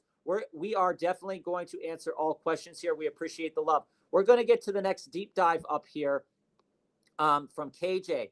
KJ, this is from 4 o'clock, so we're getting to that deep dive now. Win or go home week. Need to start 3. Better starts based off of matchups. Mike Evans, Cooper Kupp, Garrett Wilson, Juwan Jennings, Adam Thielen. Well, like I said, I'm definitely starting Garrett Wilson. I can't walk myself into a conversation and say that if Garrett Wilson doesn't get 7 to 11 targets, that he isn't going to be above 60 to 80 yards in that game. Okay, I just can't see myself in that discussion. You saw what Kelvin Ridley did. Yes, I'm dogging Aaron Rodgers, but again, Garrett Wilson is a dude. When we look at the other optics on these other players, Joe, I think that it's reasonable for me to want to also start Juwan Jennings out of this grouping of players as well, because the market share for his targets and the touchdown potential that he provides is so high, especially on a team that's now suffering in the running back market. The next player that I think would be a good potential to start, but I'm worried now because of Jalen McMillan, would be Mike Evans. I think that's a reasonable thing to make. McMillan's no threat to Evans. But Cooper Kupp, let's talk Cooper Kupp's a must start, dude. Over Mike Evans? Yeah, over all of them. Cooper Kupp's the first one I'm picking out of that group. That's fair. Tell us why. They're insanely good, and they need to win. And that's the long story short. Cooper Kupp, I get that Nakua's there too. But the thing is, when you have the 3 of them, Kupp, Nakua, and Stafford, they are the best scoring fantasy offense, period. And they've been that way for a year and a half. They haven't lost it yet. No, Kupp is the dominant, is one of the dominant pieces of it. So that being said, you can't go away from the best, and Kupp is still there. Sure, he's not putting up the 110 catches or whatever the hell he did 2 years ago, but he is still the absolute stud that I want to put in there. And to Joe's point here, KJ, I think that this point needs to be thrown out there as well, is that the volume for the Rams and all of the Rams players are volume plays. Kyron's a volume play. Kupp is a volume play. Nakua is also a volume play because the volume is there. Now, Mike Evans is a great play by himself. I love Mike Evans. You can't get me to talk ill will this year about Mike Evans. Coming back from the injury, he's totaled 23 targets in 3 weeks. And those are quality targets from Baker Mayfield. Yeah, it is. Good number. Real quality targets from Baker Mayfield. The matchup against the Chargers, while it's not the most elite matchup, it's still a matchup that they could take advantage of. Okay. But when it comes to this matchup with Kupp and the Rams, I think that that's a matchup that I'm keeping my eye on, because there is a discussion that I can make in my brain, Joe, that if Breece Hall plays, maybe I would pivot Mike Evans, Cooper Kupp, Juwan Jennings if Breece Hall plays. And See, if Breece Hall limits those I see where you're at there. I'm okay with it. I am hesitant to put Jennings in, and I don't. This is not a concern I have for Kupp, but I am hesitant of putting Jennings in because of the Thursday night and really the residual of the Purdy injury still being a thing. So that's my fear with Jennings. It might not even be found. It might be completely stupid and not to be there. But if I'm only doing one Thursday player, So it's definitely Kupp. let's But I think we're in agreement. Thielen's out, right? Like Thielen is not in debate. It's down to these other four. Let's ask ourselves this, and anybody in the chat, if you haven't already, walked into KJ's question here, looking at potential for these players, Joe, we're looking at. I think that comfortably all these players have a similar floor. Okay. Yeah. I think that all of these players in PPR leagues have a floor of 10 or 11 points. A floor. Okay. So if we mark that as a starting point, 10 or 11 points, that means that that's somewhere in the market of 3 catches for 70 yards, or 4 catches for 60 yards, or 5 catches for 40, or like 5 catches for, 60 I got it. Well, so, but the other part is with them all being in the same floor, it doesn't have as much risk. This is now about the ceiling. What I'm asking though now is, if they all have the same floor, 2 things. 1, a ceiling can be reached by touchdowns. Out of the 4 guys in this market, which 3 have the best chance to score a touchdown this week? Kupp, Evans, and Jennings. Okay. So Kupp, Evans, and Jennings have the best chances to score a touchdown this week. Yeah. Wilson can get to 15 with volume alone. Okay. Wilson he could, but there's also the Jets have the chance of slowing the whole thing down. He doesn't want to get hit anymore. They have a lead. Run it out. There's a conversation to be had, KJ, and we can talk more about this as the week goes on. That if all of these players have a similar floor, what is their upside in terms of the touchdown market? Kupp, Jennings, and Evans all provide you with that touchdown upside that we're looking at to get out of a wide receiver. Looking at Wilson, Garrett Wilson sitting up here, looking good, Garrett, looking good. Garrett Wilson has not scored a touchdown since week 9. Okay. And he's played in every single game. He has not scored a touchdown since week 9. And when it comes down to Mike Evans, Joe, Mike Evans hasn't scored a touchdown. Mike Evans hasn't played since week 9. Yeah. But Mike Evans scored a touchdown in the last 3 weeks. And Jennings scored a touchdown, 2 touchdowns this past week. So touchdowns are volatile, guys. No, they are volatile, but the biggest fact remains, and this is still the part that is why I was down with the Jets at the beginning of the year, is that Wilson is handcuffed by Rodgers. Rodgers' arm is done. It is. He doesn't want people to know it, and that's going to lead to handing the ball off the majority of the second half. And when you look at that, if they all have the same floor, I'm not on the bus that they're going to throw the ball 35 plus times.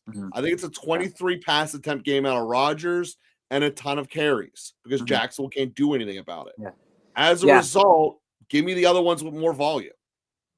I kind of talked myself into Jennings going through that experiment you just gave me, but that's the answer. And Christian, Mac Jones. Why don't we do the other DD from an hour ago too? Just get both the DDs. Yeah, we can do that. We can clear them up. Jesse, it's sad to see that you missed the playoffs. You were with us from the drop. It happens.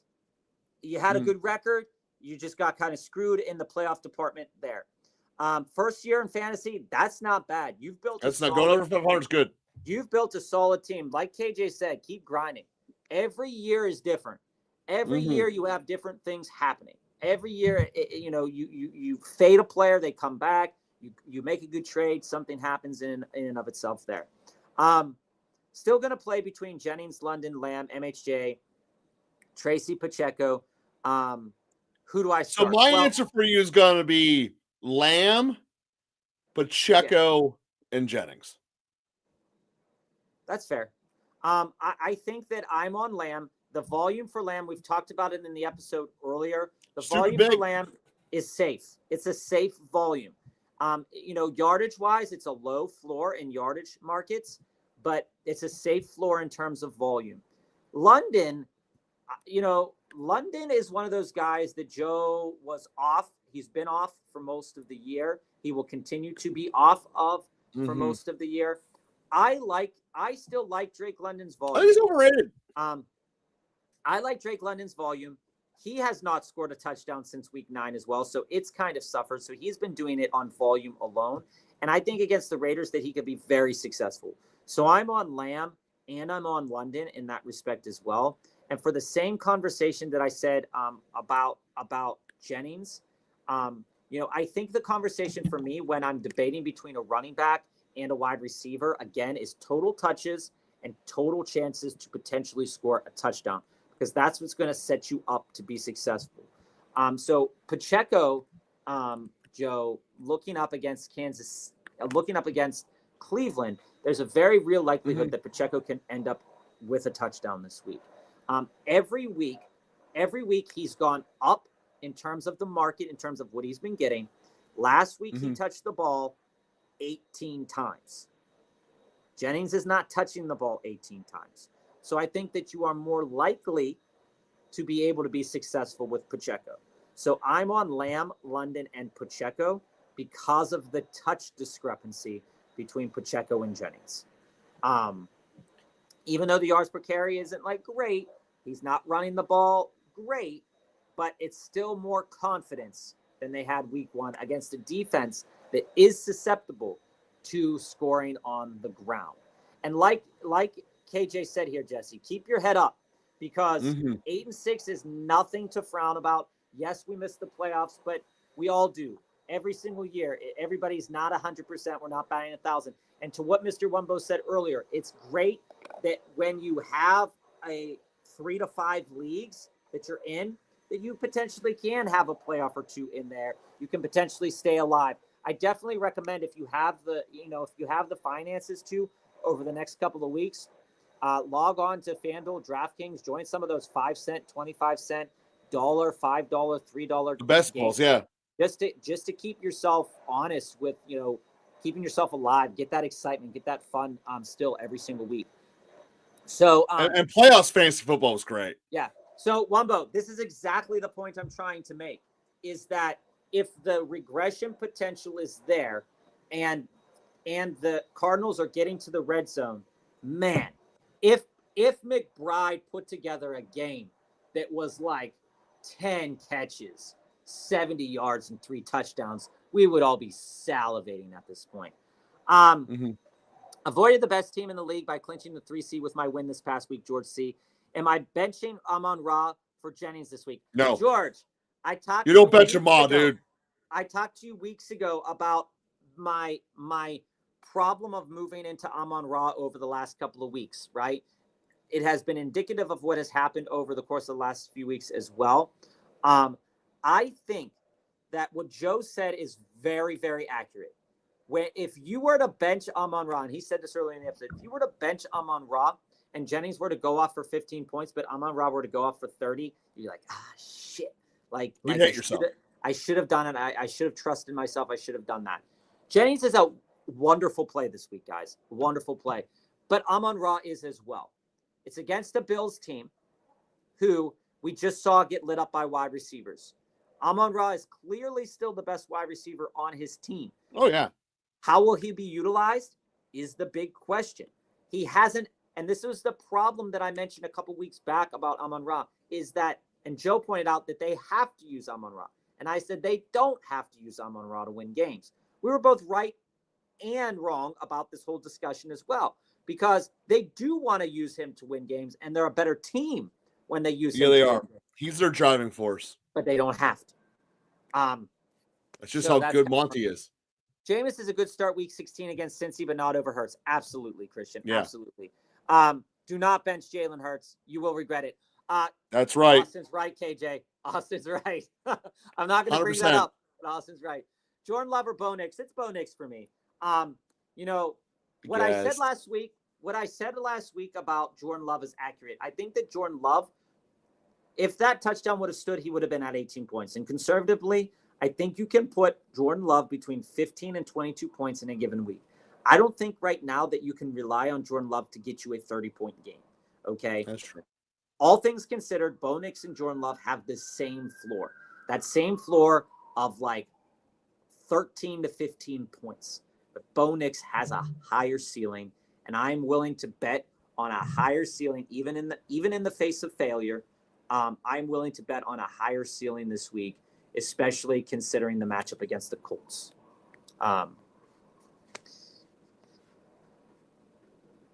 This question about Bowers and Njoku is tough. Bowers is very clearly the market that you do want to be in, but Jonnu's volume dictates that this decision is very, very close. Very close. Michael, I needed a win and to have 2 or 3 teams lose so that I can make playoffs, then get into a separate bracket as my best friend so we wouldn't have to face each other until the championship if we make it there. It all happened perfectly. When things go according to plan, it feels so good. Austin, I feel like you get cold feet because his last game was so slow. I can't sit Bowers against the Falcons secondary. Yeah, like we said above, Christian, there's so many good things to say about Brock Bowers, but I think the only trepidation that I have about Brock Bowers is what quarterback is going to be playing, because the volume can be dictated a little bit differently. Jonnu Smith's volume was weird this week. He only got it in overtime because of the coverages. If those coverages dictate that that's going to happen again, Jonnu's going to be back to regular wide receiver 2 level of volume. Jonathan, real quick, forgot I also drafted CMC, Mason, and HN, and it's been a real sweaty season working trades and waivers. Yes, it has. Absolutely. Jonathan, I remember you coming to us and talking about potentially trading out of HN, walking out of Tua, walking when Tua got hurt and all this other stuff. And Steve Garza was also talking about HN trades too. But HN is one of those players that has one of the higher ceilings in the league, especially due to his rushing or due to his reception totals.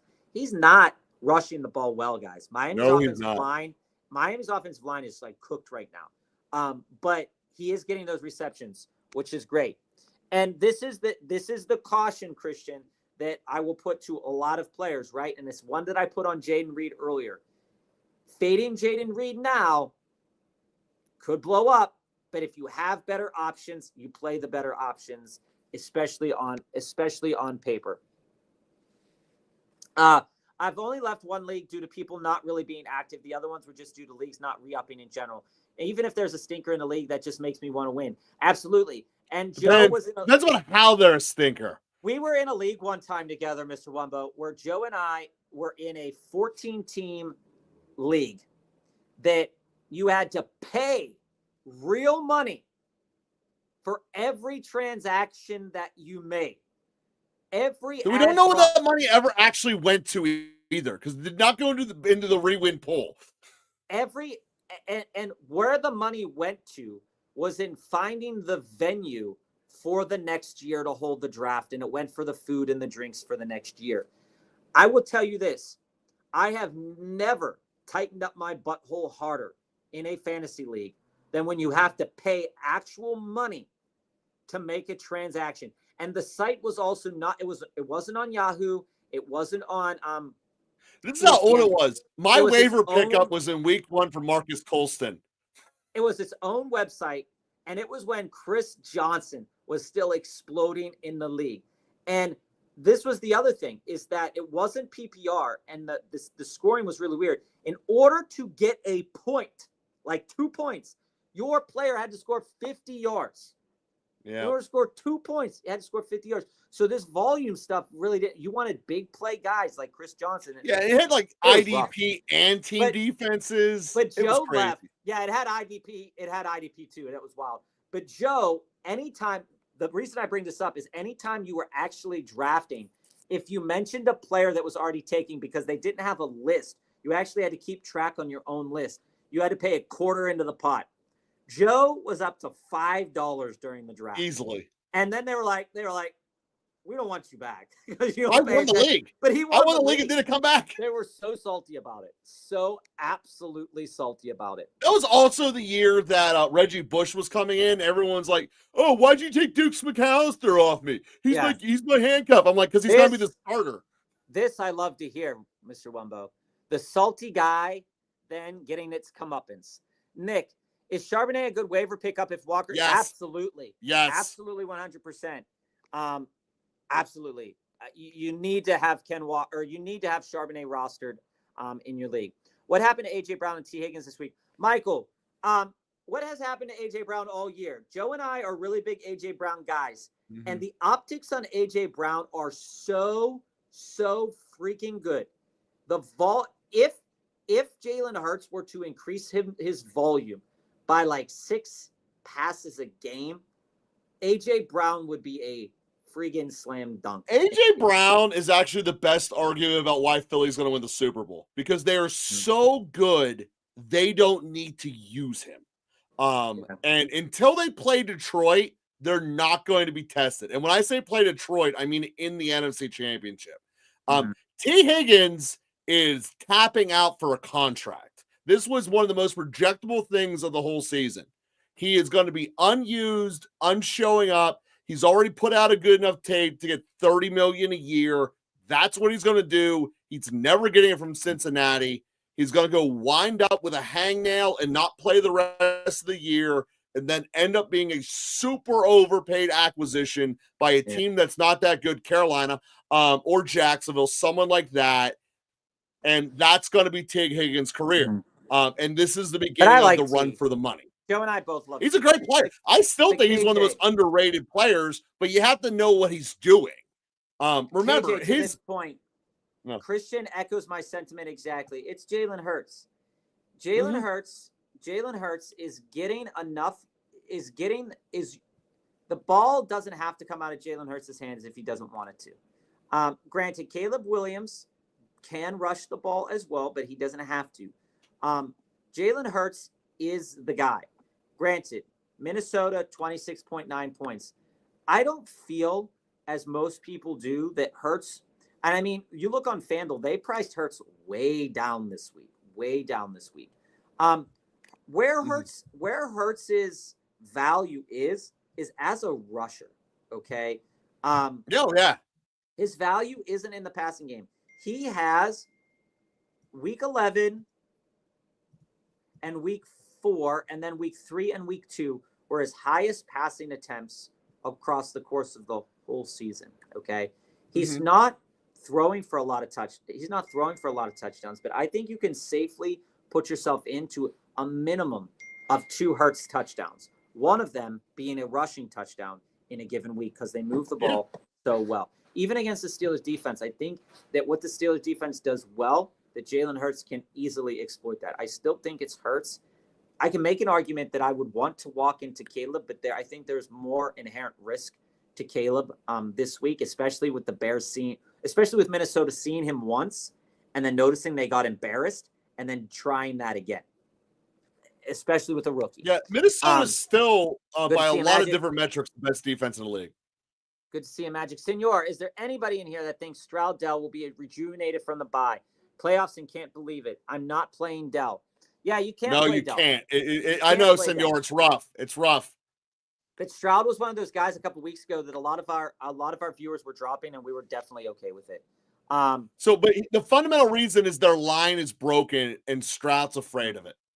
I mean, that's the fundamental fact of what's going on in Houston. Yeah.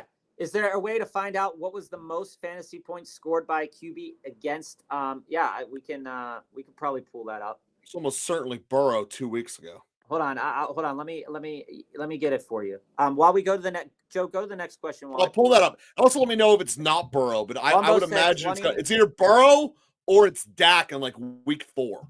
Wumbo said 20.6. Thank you. 20.26 by Burrow. But I'm going to look it up. I'm going to make sure for sure. I'm going to close a couple of things on my computer here. I believe Garrett Wilson will go off for the Jets and finally score more than Adams against a bad team. I don't.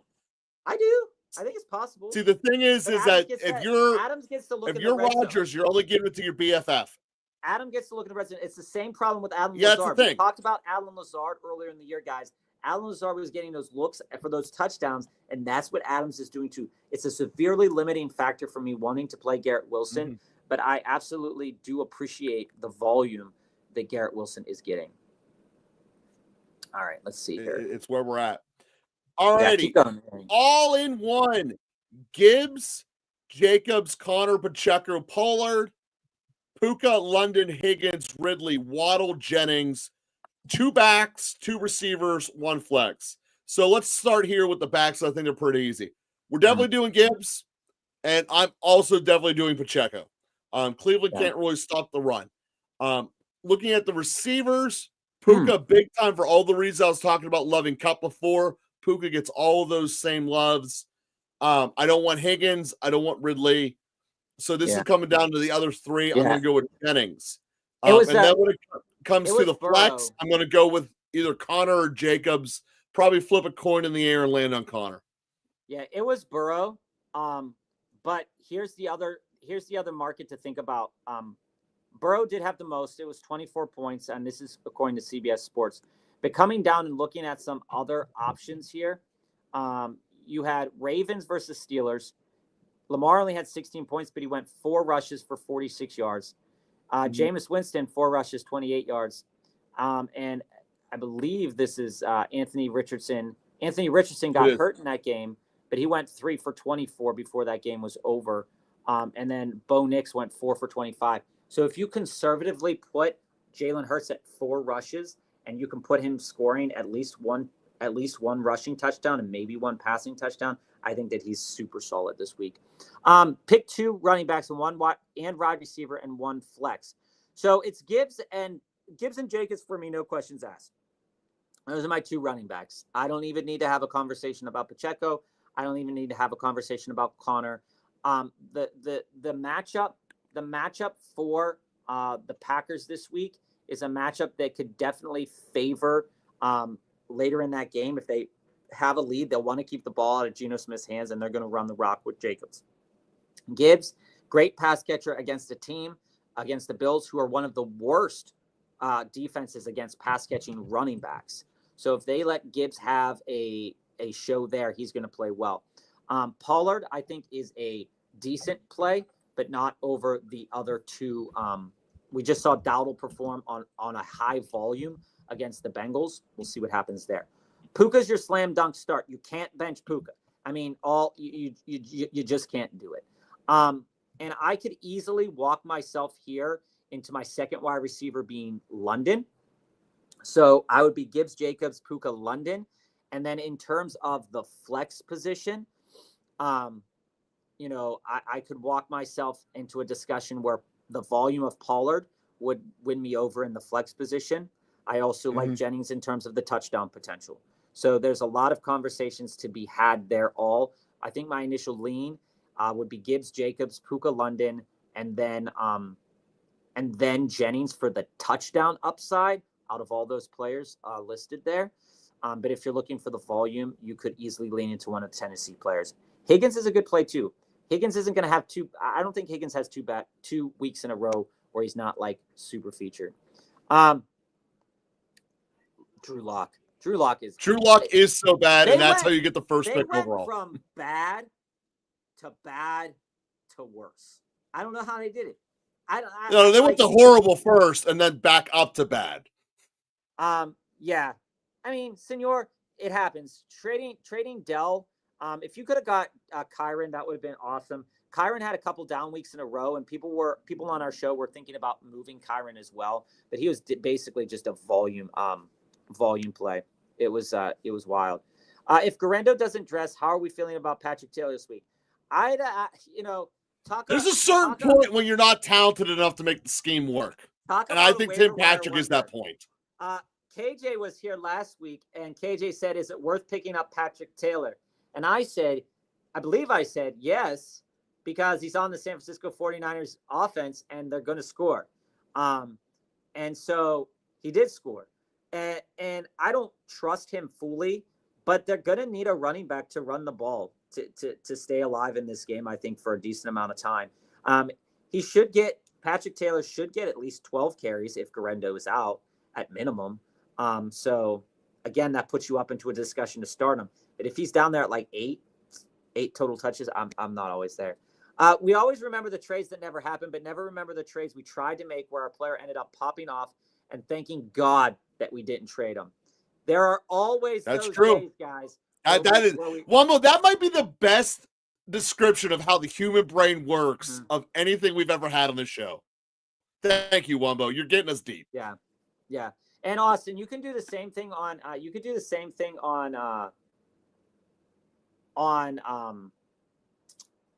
On here on CBS Sports. So quarterbacks versus the Steelers, and it gives you a little bit of a different point scoring. I don't know how their scoring on CBS is. It's a little weird. Hawkinson or Laporta, Love or Stroud, Jackson. Ooh. All right. So I think to answer this question accurately, Joe, I'm going to have to look up a couple of things. You pull up I'll give you just the quick answer of with Houston being projected to score more points than the Packers. I'm going to go with Houston as a result there with Stroud. Now, Hawkinson has been just on fire since he came back. And if you extrapolate his stats, if you extrapolate his stats season long, he's top 5. You take his injury out of it. On a per game basis, he's top 5. It's more consistent than Laporta, and I want to do that. Oh, you're talking Hawkinson. Hawk versus Laporta, yeah. Oh, I thought you were talking about Laporta. I was like, no, Laporta just didn't show up. All right. Hawk, when you look at him, you take out his injury on a per game basis, it's there. So I'm long story short, I'm going Hawk and Stroud. All right. So what it looks like here is Houston's on average, they're about 64 plays a game. Joe, who are they playing this week again? Can you pull it up for me while I'm on here? Houston's playing Miami. Houston's playing Miami. Okay. So when we look at opponents' pass attempts per game against Miami, Miami has allowed Miami's allowed about 32 passes a game. So you figure if Houston's been working at a 64 play stretch per game, and Miami is allowing 32 on average, again, just on average, and rushing attempts a game, let's go with opponents' rushing attempts per game. Miami is allowing 24. That sets Houston up that if they're going to meet their play outline, like their average of 64, they're going to have to run at least 8 more plays in that game. And where is that probably going to come from? It's probably going to come through the passing game. But Joe Mixon's a beast, is an absolute beast. Love, on the other hand, Joe, who do the Packers play again this week? Green Bay will be squaring up at Seattle. So at on Sunday Night Football. So at Seattle's allowed approximately 26 on average rushing attempts per game, and they've allowed on average 33 passing attempts per game. I can very easily walk myself in to say that Stroud's a great play this week over Love, particularly because when we look at how many passing attempts they've allowed or they've gotten a game, Houston's sitting there around 34 pass attempts a game. But you go in and you look at where Jordan Love's at, and it's only 28. So there's a level of magnitude if the pass attempts are there for Stroud that it's going to be pretty good. Just wanted to stop in and say hi. Appreciate the hard work. Thanks for the season. Definitely helped a lot. Good luck in the playoffs. And, absolutely, for anybody in the chat right now, continue to shoot out. We're going to speed up. We're going to hopefully finish by 6. But we appreciate Nino. We appreciate the love. And definitely, if you're in the playoffs, good luck to everybody. Absolutely. Brad, good to see you again. Who do I start the flex? Ladd versus Tampa, Waddle versus Houston, D-Hop versus Cleveland, or Sharp versus Green Bay? It's Sharps versus Green Bay. Yeah, Sharps. If he misses, if K9 misses, if not, Ladd is a great play. But I'm not also going to undertalk D-Hop this week, guys. I'm not going to undertalk D-Hop this week. My lean, though, today on love Tuesday, Lad. Brad, would be Sharp, Lad, and then D-Hop. Would you play Sharps over JT if K9 misses? Ooh, maybe. Ooh, that's spicy there. JT's one of the best runners in football, and I think they're going to beat Denver too. So that's the same tier though. That's the tier Sharps is in with Jonathan Taylor touchdown, baby. Let's talk. Denver has allowed 25 rushing attempts per game. If you assume that Anthony Richardson gets about 6 on his own, because they said they want him to rush the ball more, that leaves, they're going to win. They're gonna. That leaves approximately the last 3 games they've only averaged 20 attempts, 23. Their maximum was 27 allowed. So if you figure that JT could get approximately 16, 17 carries, it's definitely a discussion to be had. I just think Sharps is a better Christian. Bob just got you to the math to your conclusions. Basically, Sharps over everyone. Welcome back, Mega welcome. Christian, Isaac with CMC and Mason out. Yeah, I mean Garendo looked good. Asking the guy with a big cup with a guy named Cup is a must start. Why? Yeah. Debo could be due for that bounce back game. I'm not going to say it's due, but he has been complaining on social media. And it tends to be that when a wide receiver complains, they either totally dog him or they feed him the rock. So this could be that 30-point Debo blow-up game, but I'm not willing to trust it yet. I made it through to the quarterfinals as 5 seed with some help from you guys throughout the season. Mega appreciate it.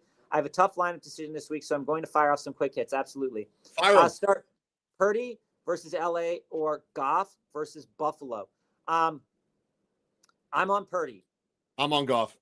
I'm on Purdy, and we talked through the episode why Purdy's a good start there. Nino, Purdy's a good start. You just didn't convince me. Nino, we'll get you there in a moment. Full PPR, sit 1. Juwan Jennings, Amon-Ra, Drake London, Jerry Jeudy. Well, I'm on Drake for this one because of the quarterback nightmare. If Cousins doesn't play, I don't have a lot of confidence in Penix. And Joe gave you I have more confidence in Penix plays. Bob, why is Mega Brick ripping us apart? We had so much unison until she started asking us questions. So much unity. I think Joe's point, though, when we were talking about Jeudy versus Juwan earlier in the episode, Mega, if you were here for that earlier part of the episode, you can tune back in and go back in if you weren't. He gave a very reasonable assumption about the lean of Jeudy. I can be on Jeudy as long as Tillman is out. I can continue to be on Jeudy as long as Tillman is out because the target distribution when Tillman comes back, Jeudy is not the favorite target right now of Winston. So if his targets were to go down, he can still be a successful player. He might have won it with Tillman being out. But I get it, but he's still not getting the same amount of targets as a guy like Njoku. Because Tillman eats into it. No one's fighting that. Juwan Jennings is the most targeted player on his team by almost a landslide outside of Kittle. And so, I walk in to say Juwan Jennings and Jeudy have great touchdown upside. Drake London's touchdown upside has faded a little bit, but the volume is there. So Drake is a purely volume-based play where you're assuming that volume is the best thing that's going to happen. So as I go into this conversation, if I'm starting Amon-Ra in a game where there should be a decent amount of points scored, and I'm starting Drake London, and I'm assuming that those are both volume-ish based plays, then I can take a chance on a guy like Jeudy or Juwan for that touchdown upside. So for Joe, it's Jeudy. For me, it's Juwan. I do think, and especially if I'm playing Purdy, I'm benching London to answer her question. I know, but that's what I think that where you're at, Joe, is fine because Drake London's touchdown upside isn't there, whereas Juwan Jennings and Jeudy are hitting that stride and getting volume. Yep. So they're doing it while doing the one thing Drake London hasn't done. But again, we talked about this with Trey McBride as well, is that there is going to be some positive touchdown regression for some players, but is it there for Drake London? Are the optics there for Drake London? And this is the lack of touchdowns has coincided with their usage of Bijan and Tyler Algier more in the red zone. So that's the discussion that needs to be had.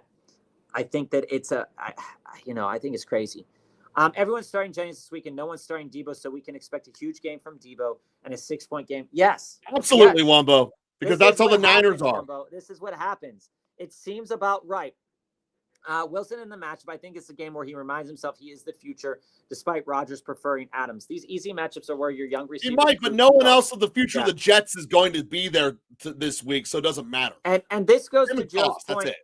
This goes to Joe's point, Christian, is that good players, great players, well-coached players on well-coached teams show up in good matchups and in hard matchups. He's not going to fade away into obscurity this week. He has to play. If I'm playing Amon-Ra, then I need to choose between flexing Chase Brown and Jennings as half PPR. You have to flex Brown. You have to flex Brown. I mean, the Titans are not a good rush defense, okay? But Brown can catch the ball, and he's great. You have to be on Chase Brown over Jennings in that respect, because Chase Brown has the same amount of touchdown upside as Juwan Jennings on more touches. Mega, 4 teams in my 12-team league are 8-6, and 1 team missed out because of points for tiebreak. Is this Jesse's team that missed out? Mega, are you in the same league as Jesse? Because Jesse was 8-6 in a 12-man league, and he missed out on total points. Did you face off against Jesse? I'm really curious. Mega, I'm really curious. Dude got fleeced on Amon-Ra trade in my league, caught up in the name and not the recent stats. Amon-Ra and Ramondre for Terry McLaurin and Chase Brown. Yeah, I'd have much rather had Terry and Chase Brown. I would have told you. Absolutely. I would have said the same thing. I would have said that's crazy. The first year of fantasy feels a little weird because before I started playing fantasy, I'd watch or care about maybe 1 game a week and, starting offense. Yeah. And then after a few years of playing, third string running backs on every team, and it makes almost every game watchable. Absolutely. This goes to Jesse's point. Same with gambling, Wumbo. Same with gambling. It's the same discussion to be had where everything kind of feeds into the next, and you can either get disenfranchised by it and stop, or you like it even more. But I definitely don't like to go super high in my weekly leagues because I don't like to fight myself on a week-to-week basis. I have the Chargers, Lions, Raiders, Cowboys defense. Which one do I start week 15, 16, 17? Give me one for each week. Joe, this is your foray. I don't have a problem with the Chargers for 17. I think that's probably the best bet of the 17 bunch, as they're at New England, a team that will be quitting by then, and it will be covered in snow. So I think Chargers in 17 is your answer there. Backing it up now to 16, Chargers have Denver. We all know how I feel about Bo Nix. Not everyone's on that bus with me, but I think that's a game that Denver gets completely shut down and eliminated in the pursuit of Indianapolis getting that playoff spot with you, George Play. So I can be on the bus if you tell me that you want to just have the Chargers once. But my big pick for week 16 out of this group is Detroit at Chicago. Again, a weather game, a really good defense. I know they're banged up, but Caleb Williams absolutely sucks. And I think they literally can throw you 2 touchdowns. So what about this week? Detroit is my answer for week 16. And then for this week, looking at it, I don't want to do the Raiders. The Raiders just flat out scare me. Out of that group, I'm on the Cowboys. I guess you are. Yeah. Out of that group, I'm on the Cowboys. Yeah. Because Carolina's no good either. So that'll be the answer. Recon Ayush here. Joe, it's an addition here. He gives up Tua, Kraft, and Tracy to get back Stafford and McBride. Do you do that? I do that. If I'm in Stafford and McBride, I do that. I do that in a heartbeat. And Wumbo, this is the crazy thing, man. This is the crazy thing. There was one year where we were in an Elks Lodge. And the food was like ham barbecues. And then I was told that the rest of the money went for site maintenance. And none of the pots increased. So, at one point in time, I'm just like, hey, man, I'm out. Like, you lasted longer than I did. I lasted longer, but I was like, I wanted to win the chip. Well, that's because I won it. You didn't. You were so upset. If Walker's out, would you start Sharps over Pacheco? Yes, Jesse. Yes. The volume is going to be probably the same for them. I have plenty of options. Do I bench A.J. Brown and or T. Higgins this week? Lad McConkey, Devontae Adams, JSN, BTJ. Well, you're definitely benching Higgins. I mean, here's the discussion point, Michael. And we talked about it all the time of starting your studs. But the problem happens is when you have multiple studs happening in pretty good or pretty bad matchups. I'm not going to bench A.J. Brown, but I can make a reasonable argument that I could. Yeah. And that I would start Ladd over A.J. Brown if Ladd is healthy. And I could start Davante Adams over A.J. Brown if all things are the same. Because A.J. Brown, if Jalen Hurts is able to get past 25 pass attempts again, A.J. Brown should be fine. Okay? But Aaron Rodgers is already there. He's already slinging the rock 25, 28 times, 32 times a game because they don't do anything else well. I'd rather see, Michael, my answer at the end of the day would be AJ and Ladd out of that group. Yeah, I mean, assuming Ladd's healthy. If not, we then go to JSN. Yeah, I could talk my way into Ladd and Davante Adams, which is weird. I start Pacheco, F. Jacobs. I start Jacobs, F. Pacheco. The duality of man. It truly is. It's a coin flip, man. It truly is. Projected almost 135 points on my buy. Stars would be JD5, Cup, McLaurin, Barkley, Chase Brown. Dude, you have a Trone. That's just putting up a number to put fear before they come into play you. I love it. That's a great. Your team is so stacked right now. That Barkley is top notch. Week 15 fantasy, and we're starting the 5th string 49ers running back, or the 3rd string Raiders running back, right? The 4th. Oh, it's like the 9th string Raiders back. You know, it's crazy. Basically, I need lineup help big time. Michael, we'll definitely be here tomorrow at 3:45 as well to talk a little bit more if we can't get to. Yeah, this is why we have the quick hit or a deep dive system. We're so talking. I'm talking more time. You got to put a DD in front of it. All right. So here's my initial lean, my initial Tuesday lean, and we can get a Wednesday lean and a Thursday lean for you, Michael, as well. But my initial Tuesday lean is I understand what Sam Darnold did this week, but I am fully on Bo Nix. So I'm on Bo Nix. I'm on Achane and Gibbs because of their upside in the reception market. Okay. Then as it goes in terms of your wide receiver market, I think that I'd be on AJ Brown and Ladd if healthy. That's right. Then my discussion would be, do I value the touches of Pollard against a decently bad rush defense, Rico against a very bad rush defense, or Davante Adams against a very putrid pass defense? All things being considered. Or JSN. Yeah, but again, the volume is in the favor of Davante Adams, Rico Dowdle, and Pollard. And I can't go with one of those two running backs over Davante Adams. Not in the playoffs. Davante Adams has the touchdown upside that Rico and Pollard don't. Yeah, I'd go. If you're limiting me to those three, I'd go with Adams. Yeah. Full PPR, yeah. And we can talk about it more, Michael, but I think that those plays, especially for the receptions, is the way I would navigate it. But like I said, I could talk myself out of AJ Brown very easily. Lonely, I can give you an argument that you're pretty close to a championship grade team right there. I mean, with Jamar, fall your way, you could easily get it. Yeah, I would say in terms of a ranking here, outside of me not really liking AJ Brown and Vidal being a merchant of chaos as we go into the next couple of weeks, you know, I solidly put your team at like a 6.5, 7. And that 6.5, 7 could easily jump up if you had a better running back too, because Jamar, Chase, and Hurts could win you a chip by themselves. They could score 40 points by themselves, and it doesn't matter what your second running back does. Lonely, to your point here, Chargers D or Cowboys D this week? It's Cowboys D for me this week. And do I drop one to pick up the Falcons? I wouldn't. I mean, the Falcons haven't showed us anything. No, because you can ride the Chargers the next 2 weeks. And Lonely, you can go back to yesterday's episode where we talked in depth about these defenses and why the Falcons aren't really much different than any of the 22 other non-elite defenses in the league. They just have fun matchups.